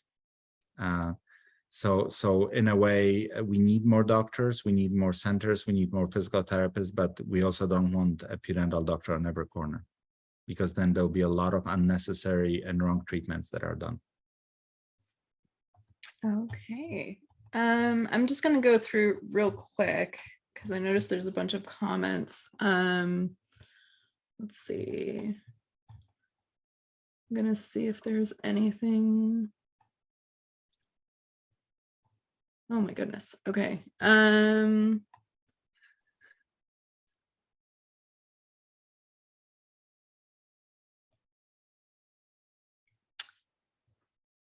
So there's one question that is, one person is asking, why is it that some people get relief from SI joint injections for PN? I presume it's some, you can show the model.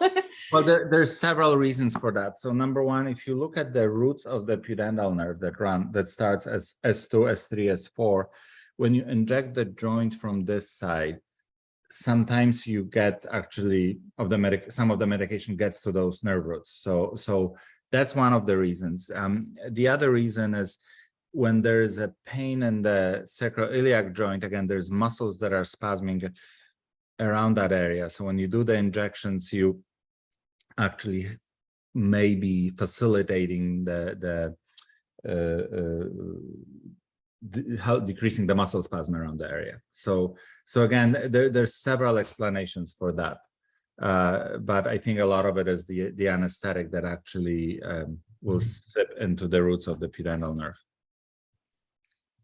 I have one question in reference to, I believe she's referencing decompression surgery. She's asking about the return of sexual function post-surgery.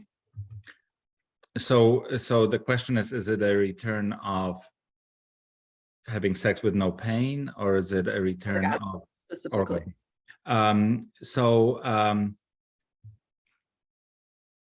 You know, a lot of times when I see patients who cannot have orgasm, that they were able to have orgasm and they can't orgasm now, a lot of times I don't necessarily think it's a nerve injury. I think a lot of patients, it is actually the pain with intercourse that prevents them from having orgasm.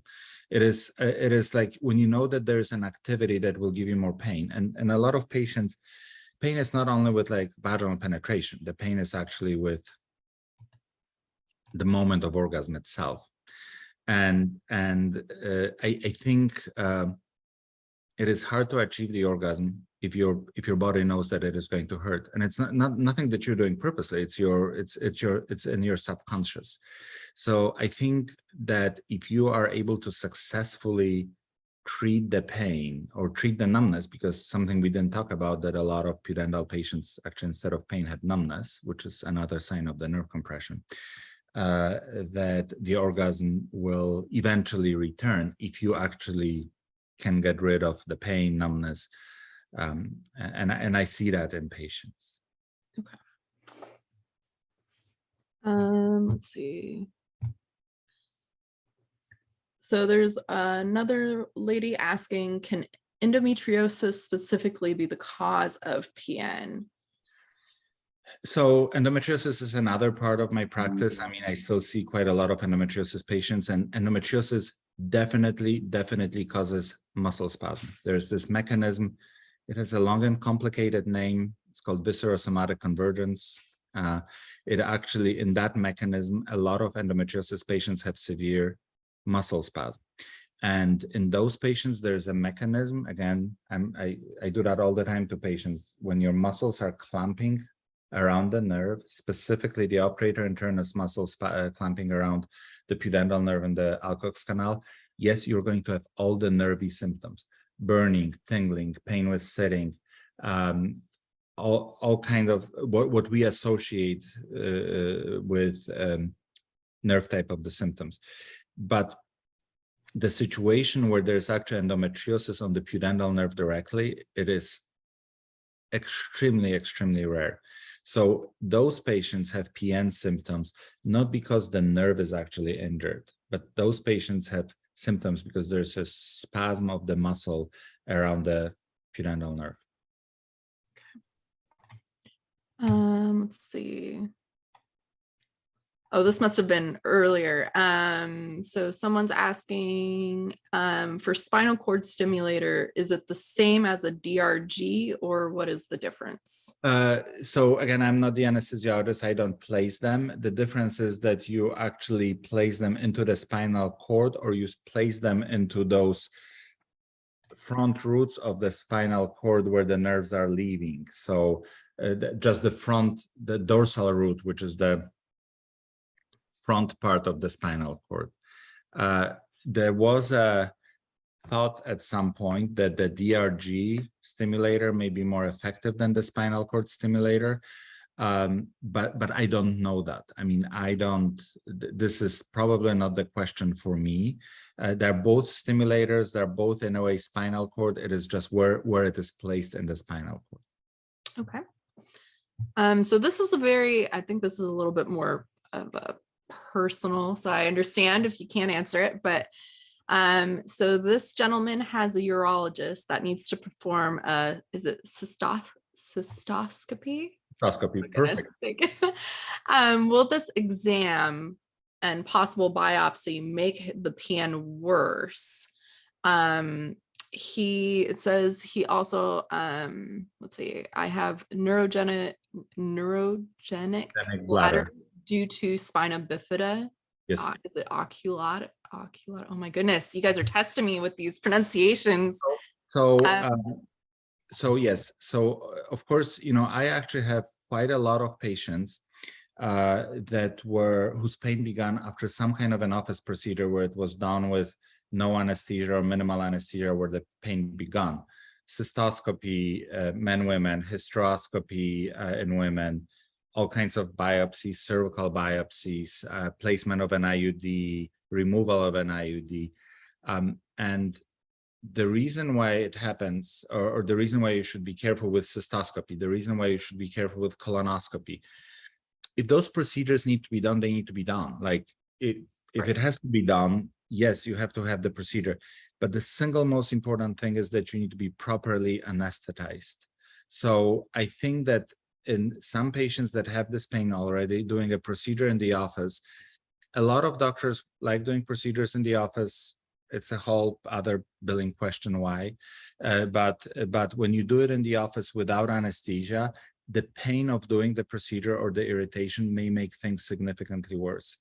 So when I have patients, for example, very common question I get asked, I need a colonoscopy and I had like pudendal neuralgia symptoms. Get your colonoscopy. Just make sure you're deeply, deeply anesthetized for that procedure. Now, ideally, patient should have a pudendal nerve block at the time, but that's because if you do the pudendal nerve block, then you really prevent any activation of the muscles, but I can't expect every doctor to know how to do the pudendal nerve block. But ideally, I would do anesthesia, pudendal nerve block, and the procedure. Okay. Let's see. So I think we've covered this, but I'm gonna ask the question. You might have to repeat yourself. I'm sorry. Okay. Can you discuss treatment for patients that may have pudendal nerve irritation entrapment due to engorged pudendal veins in the Alcock's canal? So for those patients, I think so often when I do or in the past, when I've done pudendal nerve decompression surgery, I would see the huge engorged veins next to the nerve.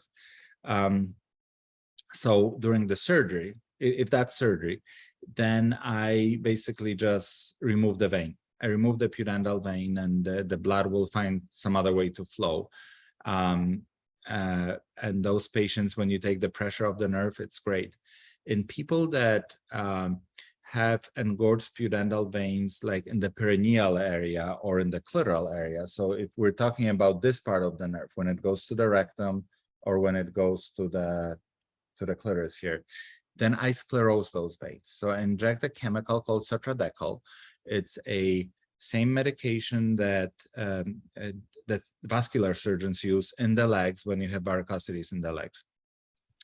When the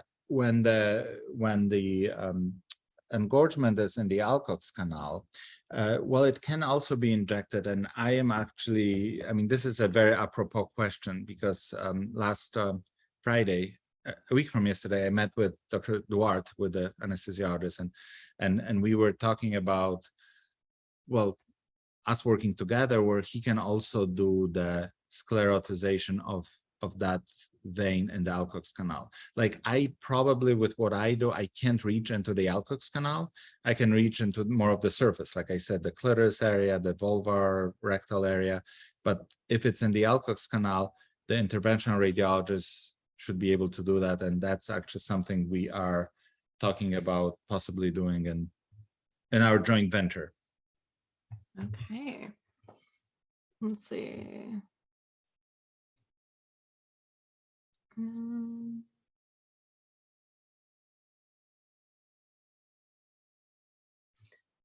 I can ask this. I don't know if you'll know this off the top of your head. It says, what percentage of your patients need decompression surgery? You know, I never kept close statistics, but if I have to guess, and I think it's a fairly accurate guess, it's about 10%. Meaning, out of the people that come to see me in the first place, I think only 10% end up with surgery. Because again, I don't know, maybe I'm too conservative with that, or maybe, you know, I actually do have patients that call me and say, I'm calling you because I want the surgery. And I'm like, you know, time out, hold on 1 second, tell me what happened. And then I'm like, listen, I'm actually actively trying to talk out patients of surgery, because again, there's other things that I need to try first to convince the patient and myself that you have truly entrapped nerve, because the surgery works when you have an entrapped nerve. And I estimate that probably about 10% of patients end up with surgery. 10%. Okay.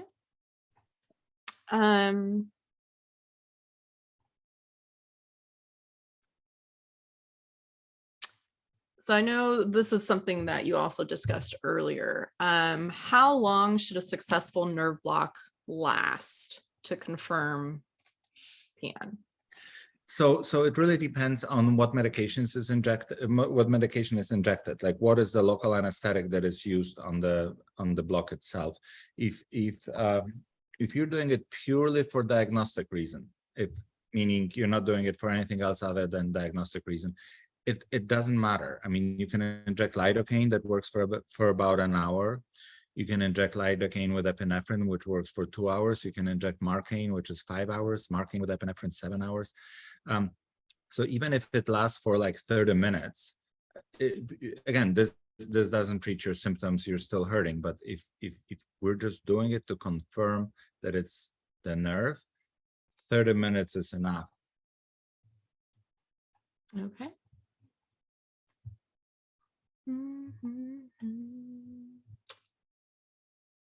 So I'm trying to see, because I noticed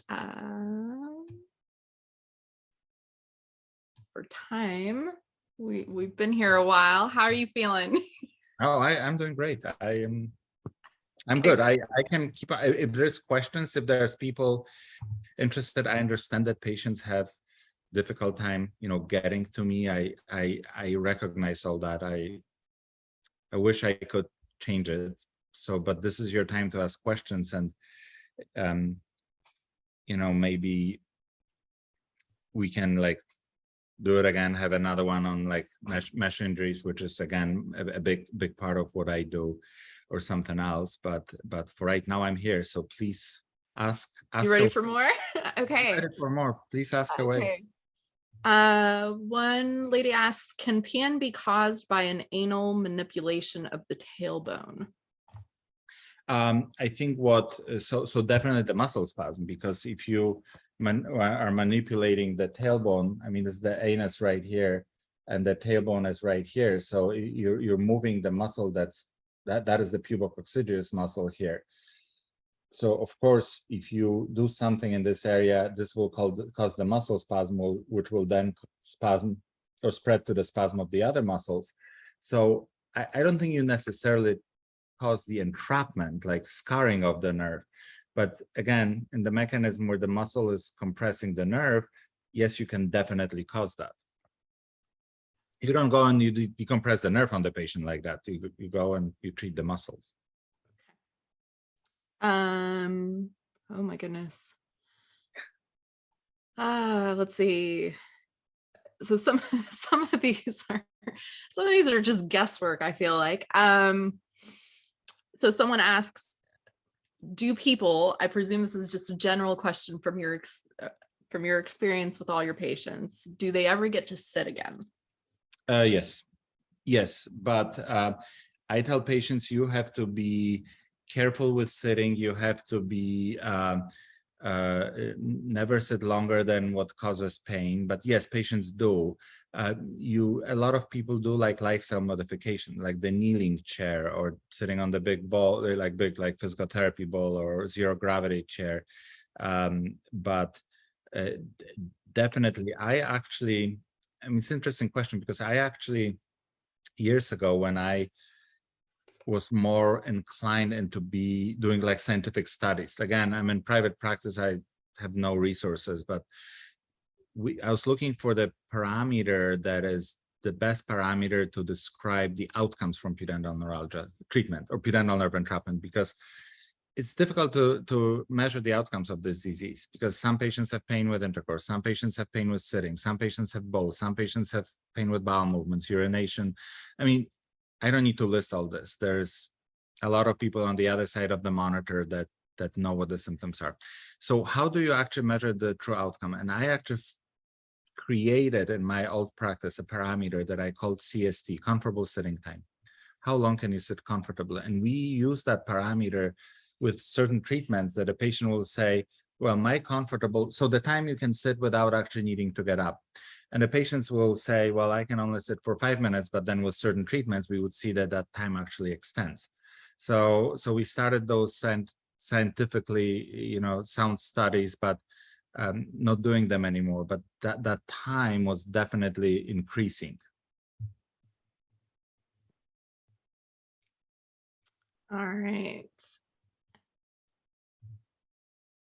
Is there any treatment available if the nerves have been resected? So someone actually have a removed pudendal nerve, or because that's so unusual.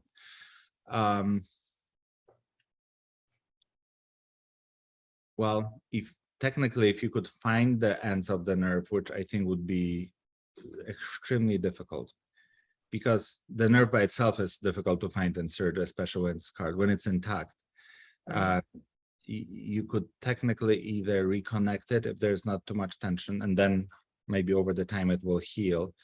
I know that neurosurgeons sometimes use like the cadaveric, or like they actually not cadaveric, they take the nerve somewhere else from the body, like sural nerve or peroneal or some other, they actually go in, take the piece of the nerve, and they can suture that in place. This is not the procedure that I have ever done, but I find it extremely unusual that someone had a resected, purposely removed pudendal nerve. And I think in a patient like that, that patient should have much more diagnostic procedures to see what's going on. Like, for example, we'll first address the pelvic floor because there's a pelvic spasm and see how that helps. Then do like series of the pudendal nerve blocks and see if they like even numb you, because if they numb you and you have no pain, then the nerve is probably still intact. Meaning, you block the nerve, and so I definitely would not want to jump and do like some heroic surgery like that, removing the nerve somewhere else in the body and transplanting it into that place without being absolutely certain of what happened. So, in a patient like the one that you just mentioned, Cora, what I do, and I actually do the same for the mesh patients, it's really the same thing, is that I really study the operative reports of those patients, of like whatever surgery And again, I do the same thing for the mesh, like what was placed in, what was done, what was, I almost say it's like CSI, like crime scene investigation. Like I study those reports, I study the pathology reports. So if someone had a nerve removed, I want to see that operative report, but I also want to see the pathology report. I want to see that the pathologist received that nerve and they identified it as the nerve. I want to know how many centimeters have been removed. Because if it's a short part and you can actually find the ends, you can probably sew it back together and hopefully the nerve won't just reconnect and start working. It's not like the electrical wire. It still has to grow over that connection and re-innervate the area, but still that would be one of the options. Okay, we have, let's see. Is there always muscle spasming with PN, or can you have PN without muscle spasming? That's a question I've been asking myself all my professional life. I think there's almost always muscle spasming. It's almost unheard of that because the nerve injury or injury in the body just causes your muscles to spasm because it's a protective mechanism in a way. So this is a fantastic question. This is a question that I ask myself many times every week. But if you ask me as of today, May 26, 2023, the answer is yes. Okay. Let's see. Is it possible that a C-section can cause PN? Yes. So it definitely can cause pudendal neuralgia. I mean, it can cause because, well, I don't do C's. I've never practiced obstetrics. I mean, I've done the residency. I'm very familiar with the surgery, but there's a lot of pulling and pushing and tugging and everything. So yes, it can. It's probably unlikely it is a nerve entrapment. In the surgeries where you use the retractors, the deep retractors that go down in the pelvis, you can actually crush the nerve with a retractor. But with C-sections, we don't use those, or they don't use those retractors.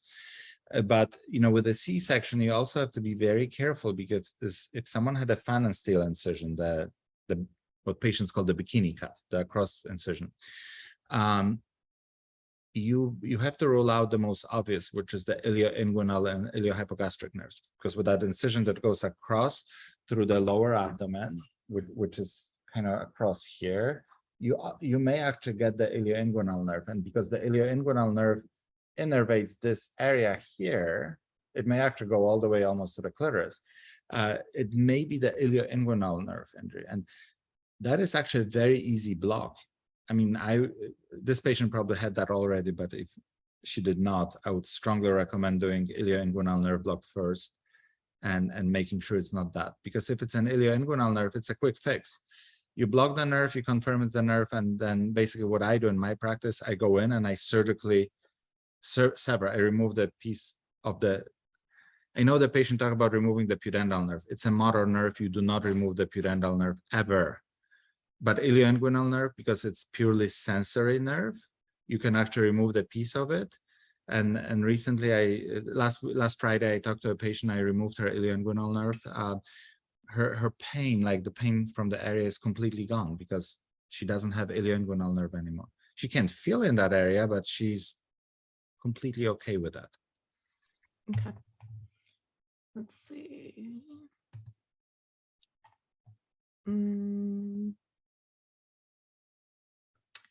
So I have one person asking for clarification. She says, earlier you mentioned when you go to PT that, oh, sorry, it moved. Somebody commented.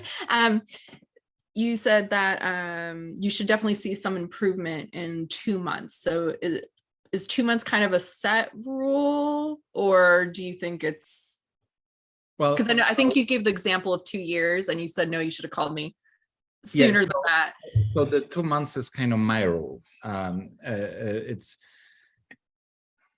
my God, I hope I don't sound too arrogant, but there's not too many people that do what I do, so I feel I can have my rules and they're the rules because who else makes them?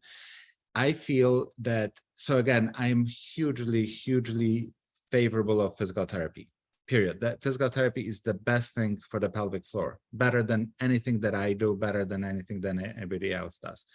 But there has to be some common sense into that. And unfortunately, there are physical therapists, and I criticize them to their face. I lecture to physical therapists, I tell them to their face, listen, if you have a patient where you had made no progress after whatever amount of time, you need to think of something else. I'm not trying to take away your patient. We're working together. Whatever I do, whether I do the surgery, whether I do the injections, pain pump, you are still taking care of that patient. You're still doing the physical therapy, but you cannot take patients through 2 years of physical therapy and basically say there's nothing else I can do. So I think we as a medical society profession have to set a time limit. Like what is the time at which you refer the patient to a physician? I think every new patient with pelvic floor pain, pudendal neuralgia, should actually start with physical therapist before going to a doctor. But I'm sorry, but my Siri is trying to tell me. But we have to set the time after which the patient needs to be handed over to a physician. Not handed over, I'm sorry, co-management with a physician. In my mind, that time is 2 months. When I mentioned 2 years, I'm sorry if it was confusing. I said I've had patients that I've done physical therapy for 2 years and nothing happened. I'm calling you today. I'm like, 2 years? That should have been sooner. I think it's 2 months. Someone may disagree, say 6 months. But yes, there's some common sense that needs to be used in that. Now, if patient is doing physical therapy and she or he is improving, then there's probably no reason. But if you are not improving, or if you've improved to a point and you're not improving anymore, well, time to look for some other treatments. Okay, let's see. What role do hernias play in addition to, is it labral disease? And does it make sense to have the repair? Well, so labral tears are the tears in that ligament here around the hip joint.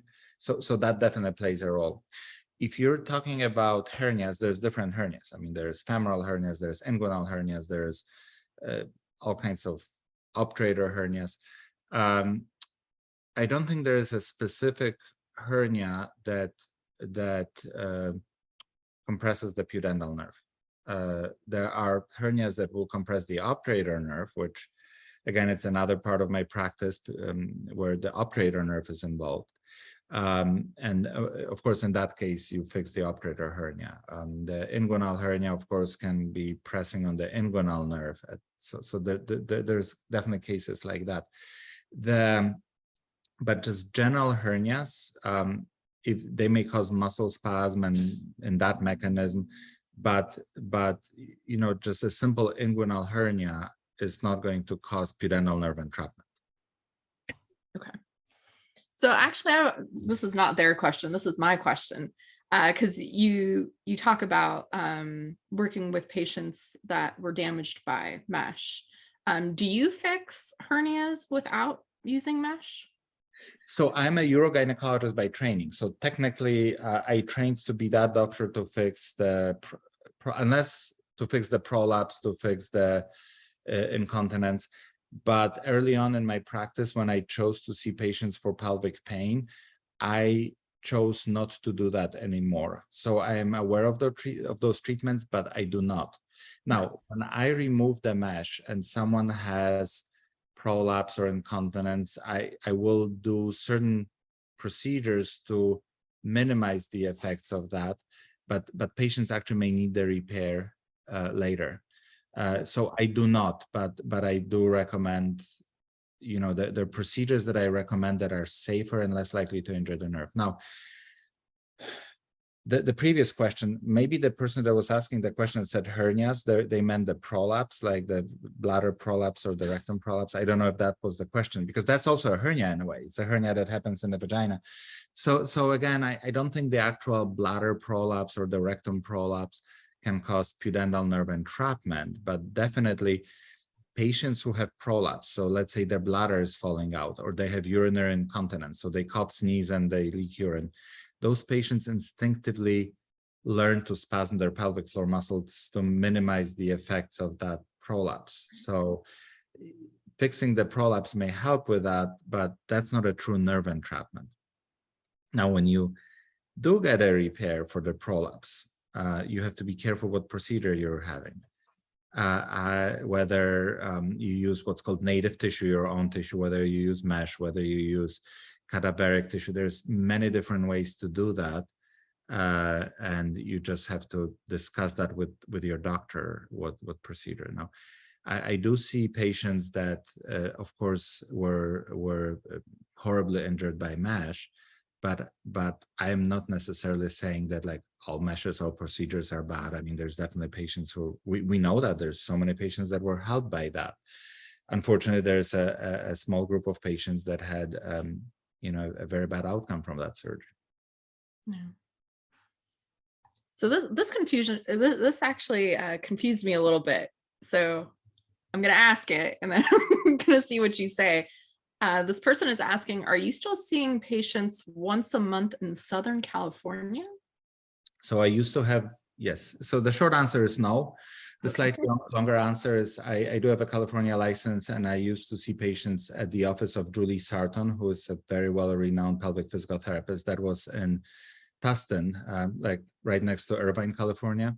The issue is that this is so close to my existing practice that it almost didn't make sense, because I didn't do any procedures there. I would like literally fly there to talk to the patient, and I'm much better and much more effective doing it on telehealth. Once I went to California and I determined that the patient needs the nerve block, the patient needs the Botox or anything, they would still come here to Arizona.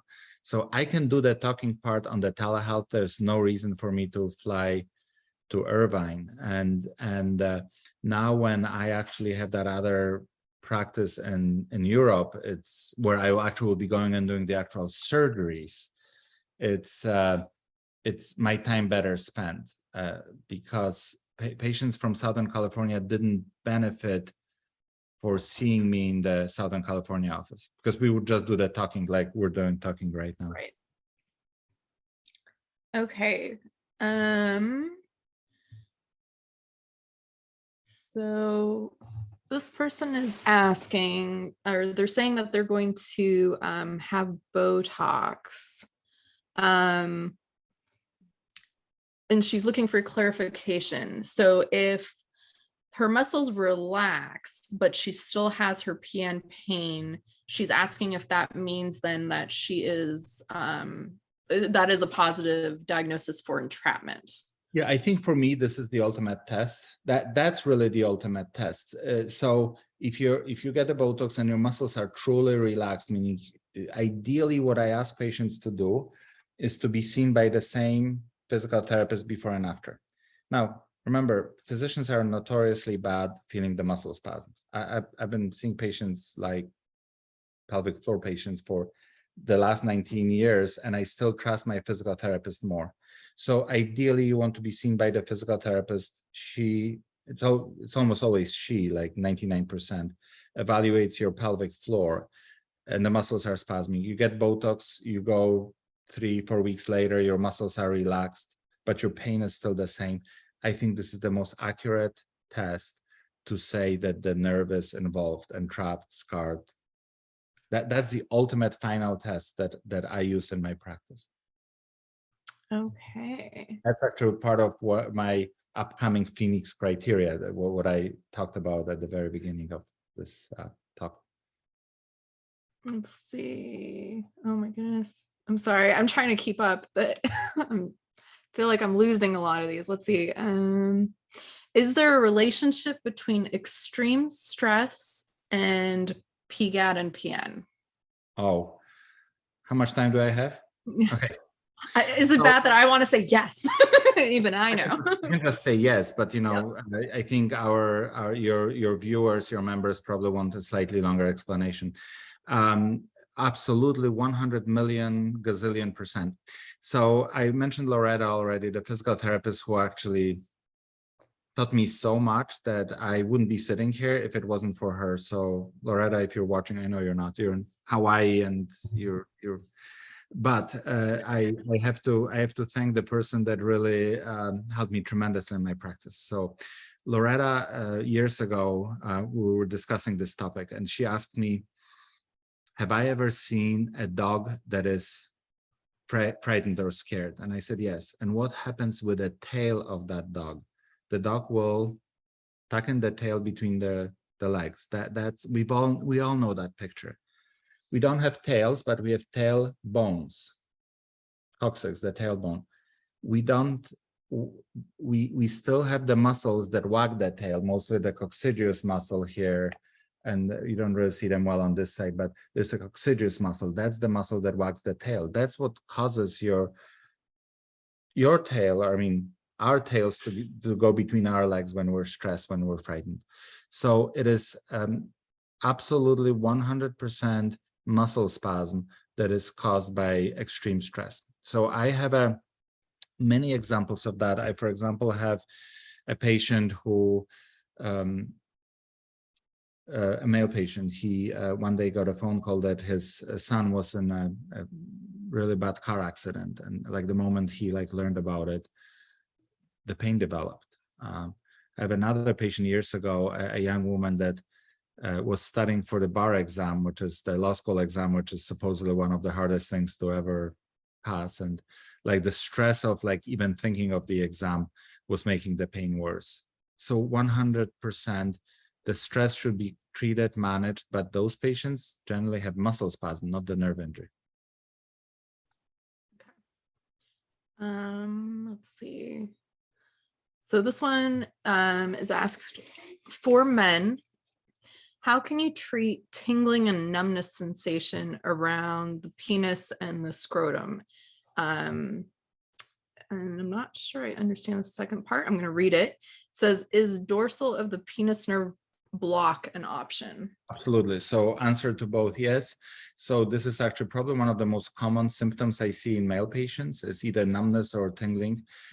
So of course, just like any other answer I've given up until now, you treat the muscles first, because a lot of these patients have significant muscle spasms. So often for those patients, physical therapy, those suppositories that I talked about, and then physical therapy to treat all those muscles, but the penis would be here. I mean, this is a female model, of course, but the dorsal nerve runs here, and when those muscles are spasming, it is compressing it. But once we get to the point where the Botox is done, I have to bring those patients to the procedure room or operating room, surgery room, and I inject Botox into the muscles. And at the same time, I do a dorsal penile nerve block. So with the ultrasound, I find that nerve that runs right here or right here, depending if it's to the scrotum would be this nerve, the perineal, to the penis would be this nerve, which is the dorsal penile nerve.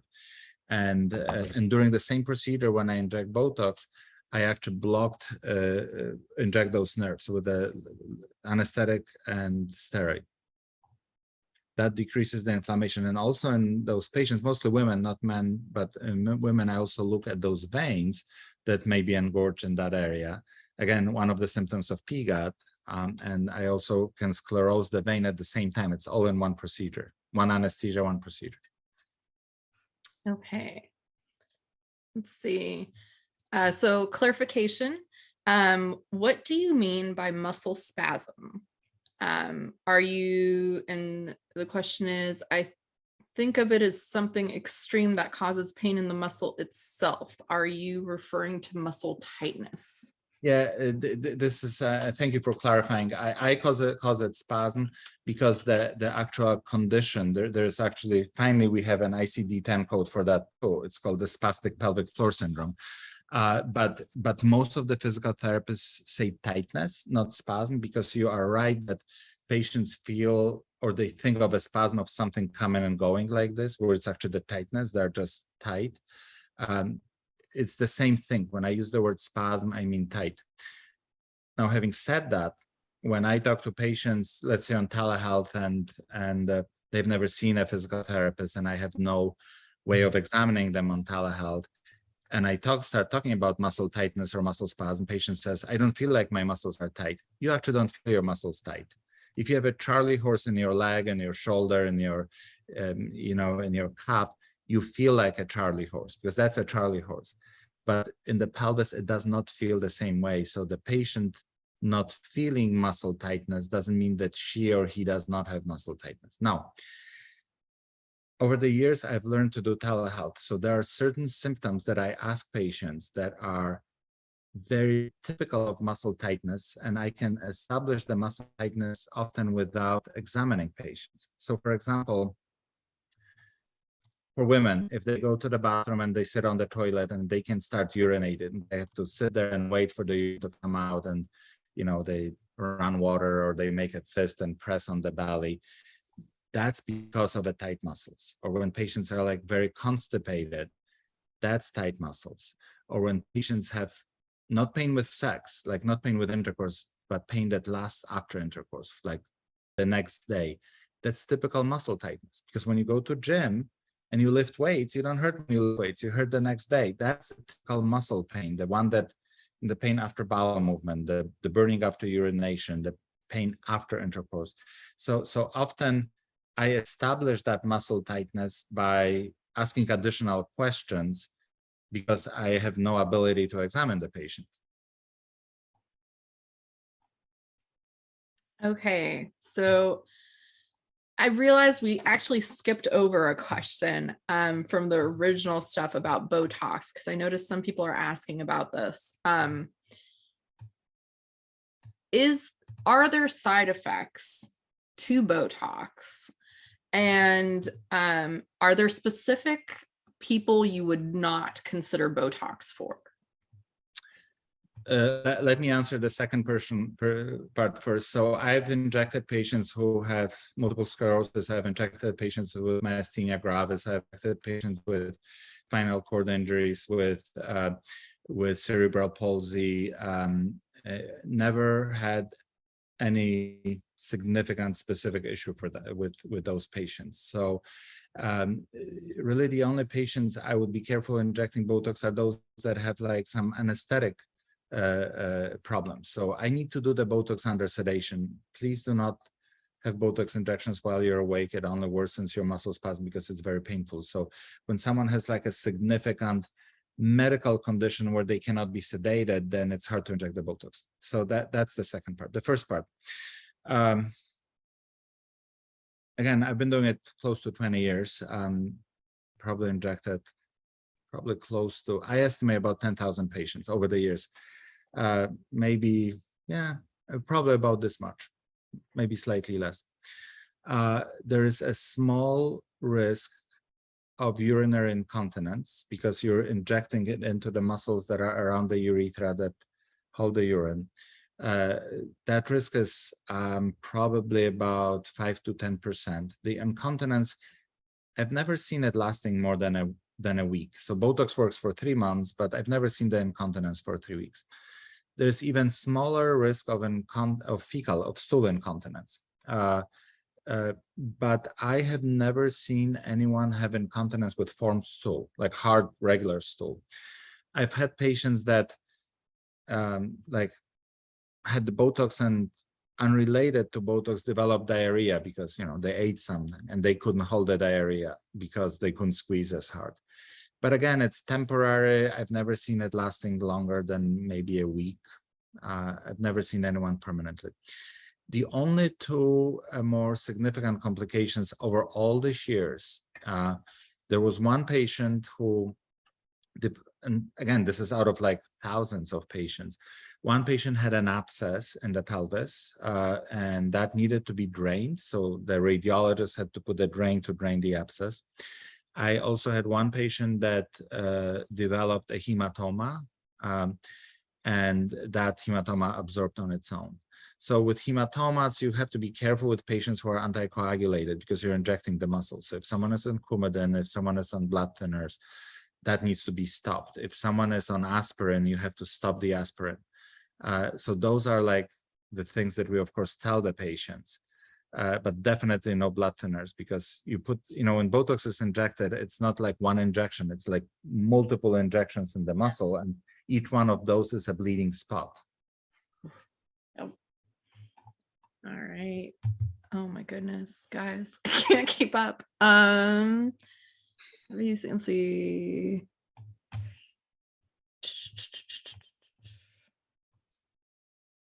Or can take. So someone is curious. We've heard the saying that a nerve can heal on its own in about 2 years. Do you believe that some patients can just do nothing, basically, and that it would heal on its own? Well, when the nerve is truly compressed, when there's like this hard scar tissue around it, I don't think it will heal. But again, we don't know that until we do the surgery. And that's why it's so important to determine how did the injury happen in the first place. So, if someone had, let's say, a surgery where we think the stitch was placed through the nerve, or the mesh was placed through the nerve, or that patient is probably not going to recover. If the patient has pudendal pain because the muscle is spasming around it, then yes, a patient like that can get better. There are many people that get better, like from the time they make the appointment by the time they actually have an appointment with me. I hear that as like the first sentence, like, oh, when I made an appointment, I was really bad, but I'm actually better.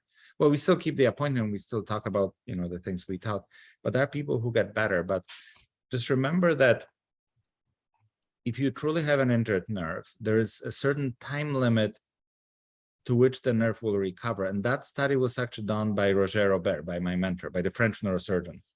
And he found scientifically that people who have nerve compression over 10 years, their chances of recovery are significantly less than those that they have less than 10 years. So I mean, you can definitely continue the physical therapy, and as long as you are improving, then that's good. But if you have made no improvement and you're like nearing those 10 years, the chances are you're not going to improve. Okay.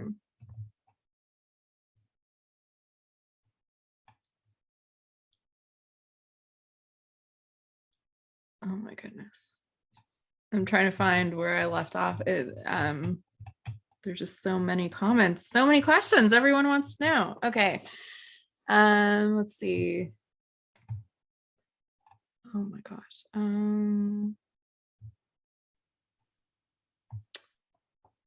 Okay.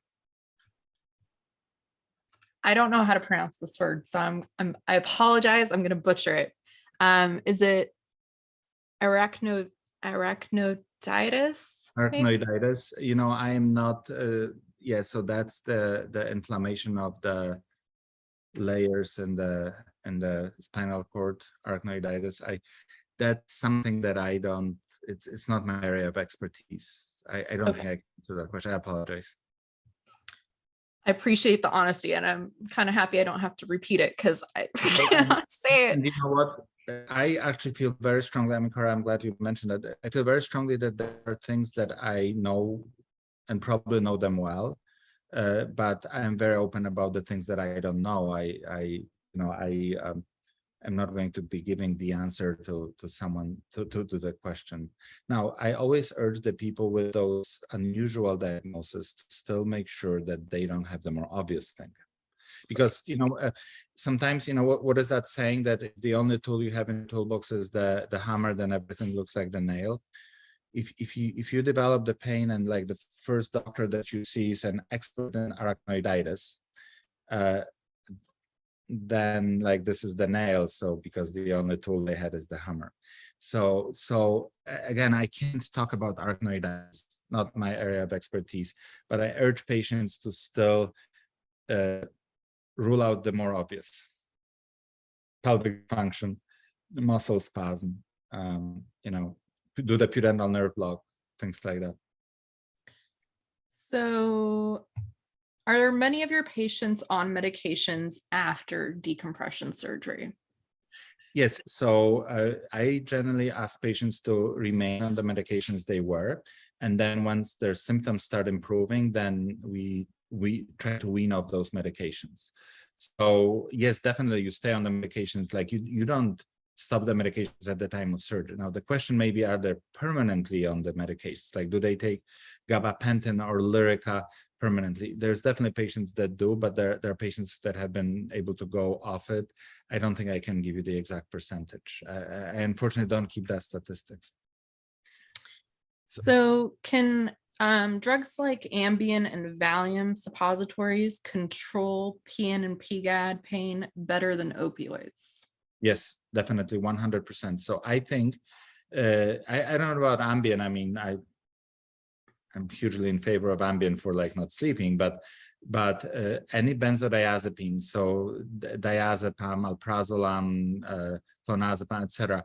I think those medications are better muscle relaxants than anything else. And the biggest issue with PN patients is really not the narcotics or opioids, it's really relaxing those muscles. So the one that I found to be the most effective is that Valium, baclofen, ketamine suppository, because you actually deliver the Valium either rectally or vaginally. So even though it works centrally, you deliver it like more localized to the area. So either use that suppository if you have a physician that will write it for you. If you don't, or if the cost is prohibitive or whatever, if you're in the area where they won't compound it, what I recommend that patients actually use 5 milligram tablet, vaginal or rectal. So oral tablet placed vaginal. Okay. You know, I actually had an idea, Cora, maybe that will work. I mean, I'm here to answer the questions. I'm not going anywhere, but if you have that many questions, and of course I can't get to every patient individually because, you know, in a way well, we talked about it, this recording started that I got up very early today to answer the questions from my own patients, because Friday is the day when my existing patients use our portal and like answer like 40 questions this morning from like 4 a.m. for my own patients. And we can still keep on going, but at some point I see that there is a lot of questions that your patients, your members would like answered. And I just had an idea that if you have a way of saving those questions, and you could send them to me, maybe instead of me writing the answers, we could figure out, I could like record a video and basically just go all over the answers. And then you can forward it to your members, because I really want patients to have that knowledge. I want them to have those questions answered, because, you know, for me,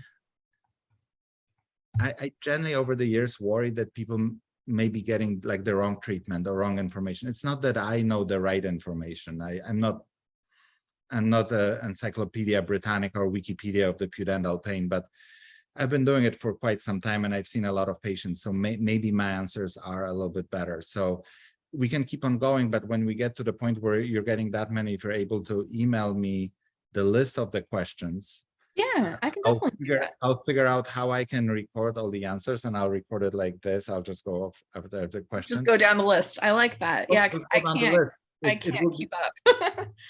No, and I'm very happy. I do want to help everyone, and when we get to the point that we can't answer it anymore, or like, you know, then please save the list and give me like a couple weeks, and I'll try to record the video with all the answers.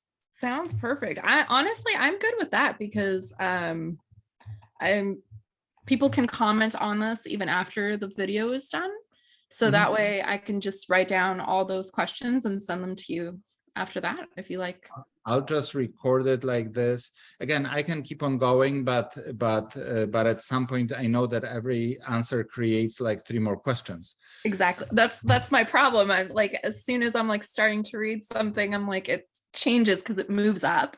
And so then I lose where I was and I can't figure out, you know, that's perfect. Have those, let's put them in the printed form, and like something that I can go off the list, and, you know, not this this weekend, you know, I have actually my in-laws in town. My wife is like my wife's graduation, and so I won't be able to do it this week, but maybe next week or a week after. Yeah, I'll record as long video as needed to answer all the questions. And we can put it on your Facebook group if you want, or just send it to people. We can put it on YouTube. And definitely I'll be very happy to, even those most difficult or questions that are like, oh, that is like, I'm good for all this. I honestly, I really appreciate it. I was so nervous to do it, but honestly, this was amazing. Thank you so much for coming and for doing this. I know everybody on here is, as you can tell, super excited to talk to you. So, so I'll tell you, I wish I could talk to all the patients individually. I wish I could have that. But, you know, one of the issues is, like I said, that the patients who, so from like the ethical, medical, legal perspective, my biggest obligations to my existing patients. And the system that we have, which I'm actually very happy with, is that we have a medical record system where there's a portal. And I tell my patients that every Monday and every Friday, and today is the Friday, I will answer anything they need to know. They directly communicate with me. They don't call the office. The answers do not come from any of my assistants, but from me directly. So patients like between Monday and Friday write me a note and they say, hey, you know, I need this, or I need the refill, or I have a question, or I want this procedure, or I don't want this procedure, you know, or I like you, or I hate you, whatever they say. They don't say I hate you. I mean, they may think that, but they don't. And you know, and I literally spent several hours every Monday and every Friday, where I generally don't schedule too many other medical activities other than maybe the pudendal nerve surgery, to answer those questions, because those I have to do, because those are from the patients where I have legal and ethical obligation to do that. So I wish I could do that for everybody, but you see that it will get almost impossible for me to do that. So if you would be willing to compile the list, or just of course, list of the questions, I'll sit down, I'll record it, and hopefully get it back. And if there's more questions, we'll figure out how to get those answered. Awesome. Thank you so much. This was wonderful. I will get those questions to you. And if you are up for doing another one of these, I would love to do that if the members are not tired of me, because they may want to hear from other people, but I'm up. Absolutely. We can talk about the mesh injuries, which again is something that is, it's still the pudendal neuralgia, it's still the pudendal nerve entrapment, and but it is a sub-specific category on its own, because I believe that when patients had a pudendal mesh, when patients had a pelvic mesh injury, I believe that the mesh needs to come out first before any other treatments. I think the pelvic floor needs to be treated next. And then actually, in a lot of patients, I see that the nerve that is affected significantly is the obturator nerve, where I actually do the obturator nerve treatments too, surgeries and blocks and other things on the obturator nerve. We haven't figured out how to put a pain pump in the obturator nerve yet, but definitely that's in works. Me and Dr. Duarte, the radiologist, we talk about it all the time. And then after, but I do have a patient who had a bad mesh injury, where I took out the mesh, then I did a Botox, and she was already improving with each one of this. And then she had a lot of groin pain, which is groin pain, and the pain on the inside of the leg is not pudendal, that's obturator. Then I did a robotic assisted Da Vinci obturator nerve release, which helped with the groin pain. And then she was left with a sitting pain in the buttock area. So then she had a pudendal neurolysis. Well, now I know she's back at work, and she's sitting and back at work. She's better. She contacted me on the portal recently that the therapist feels that her muscles may be spasming or tight, whatever word you want to use more. So she's actually most likely going to come and get some Botox now. Now, when the nerves are released, both nerves, pudendal and obturator, and the mesh is gone, the Botox may be very effective for that. So we can do another one on the mesh injuries, or we can just keep on going on the same topic. But let me do the video with answering the questions. sounds good. All right. Well, thank you so much. And we'll call it today, and I will put that list together for you. so you can record another video for us. I think a lot of people would really appreciate that for So sure. everybody have a good, as good as you can have. I know I always, when I talk to my patients, I say as good of a, as you can have the holiday weekend that's coming up. And thank you so much. It was such a pleasure doing this. All right, thank you. Thank you, Cora. Thank you so much. All right, hopefully. 10:32 a.m. Okay, so now I'm gonna stop recording. Hopefully it's okay. Are you sure you want to stop recording to the cloud? The light on like that. Sorry. You're good. I haven't streamed it yet, so no worries. Okay, here we go. It might take me a second because I have to control the volume also from my other screen. Okay.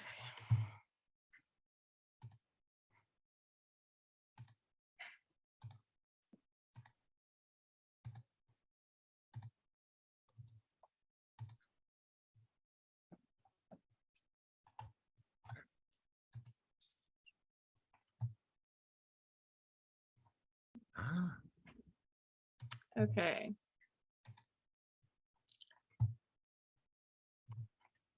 Here we go.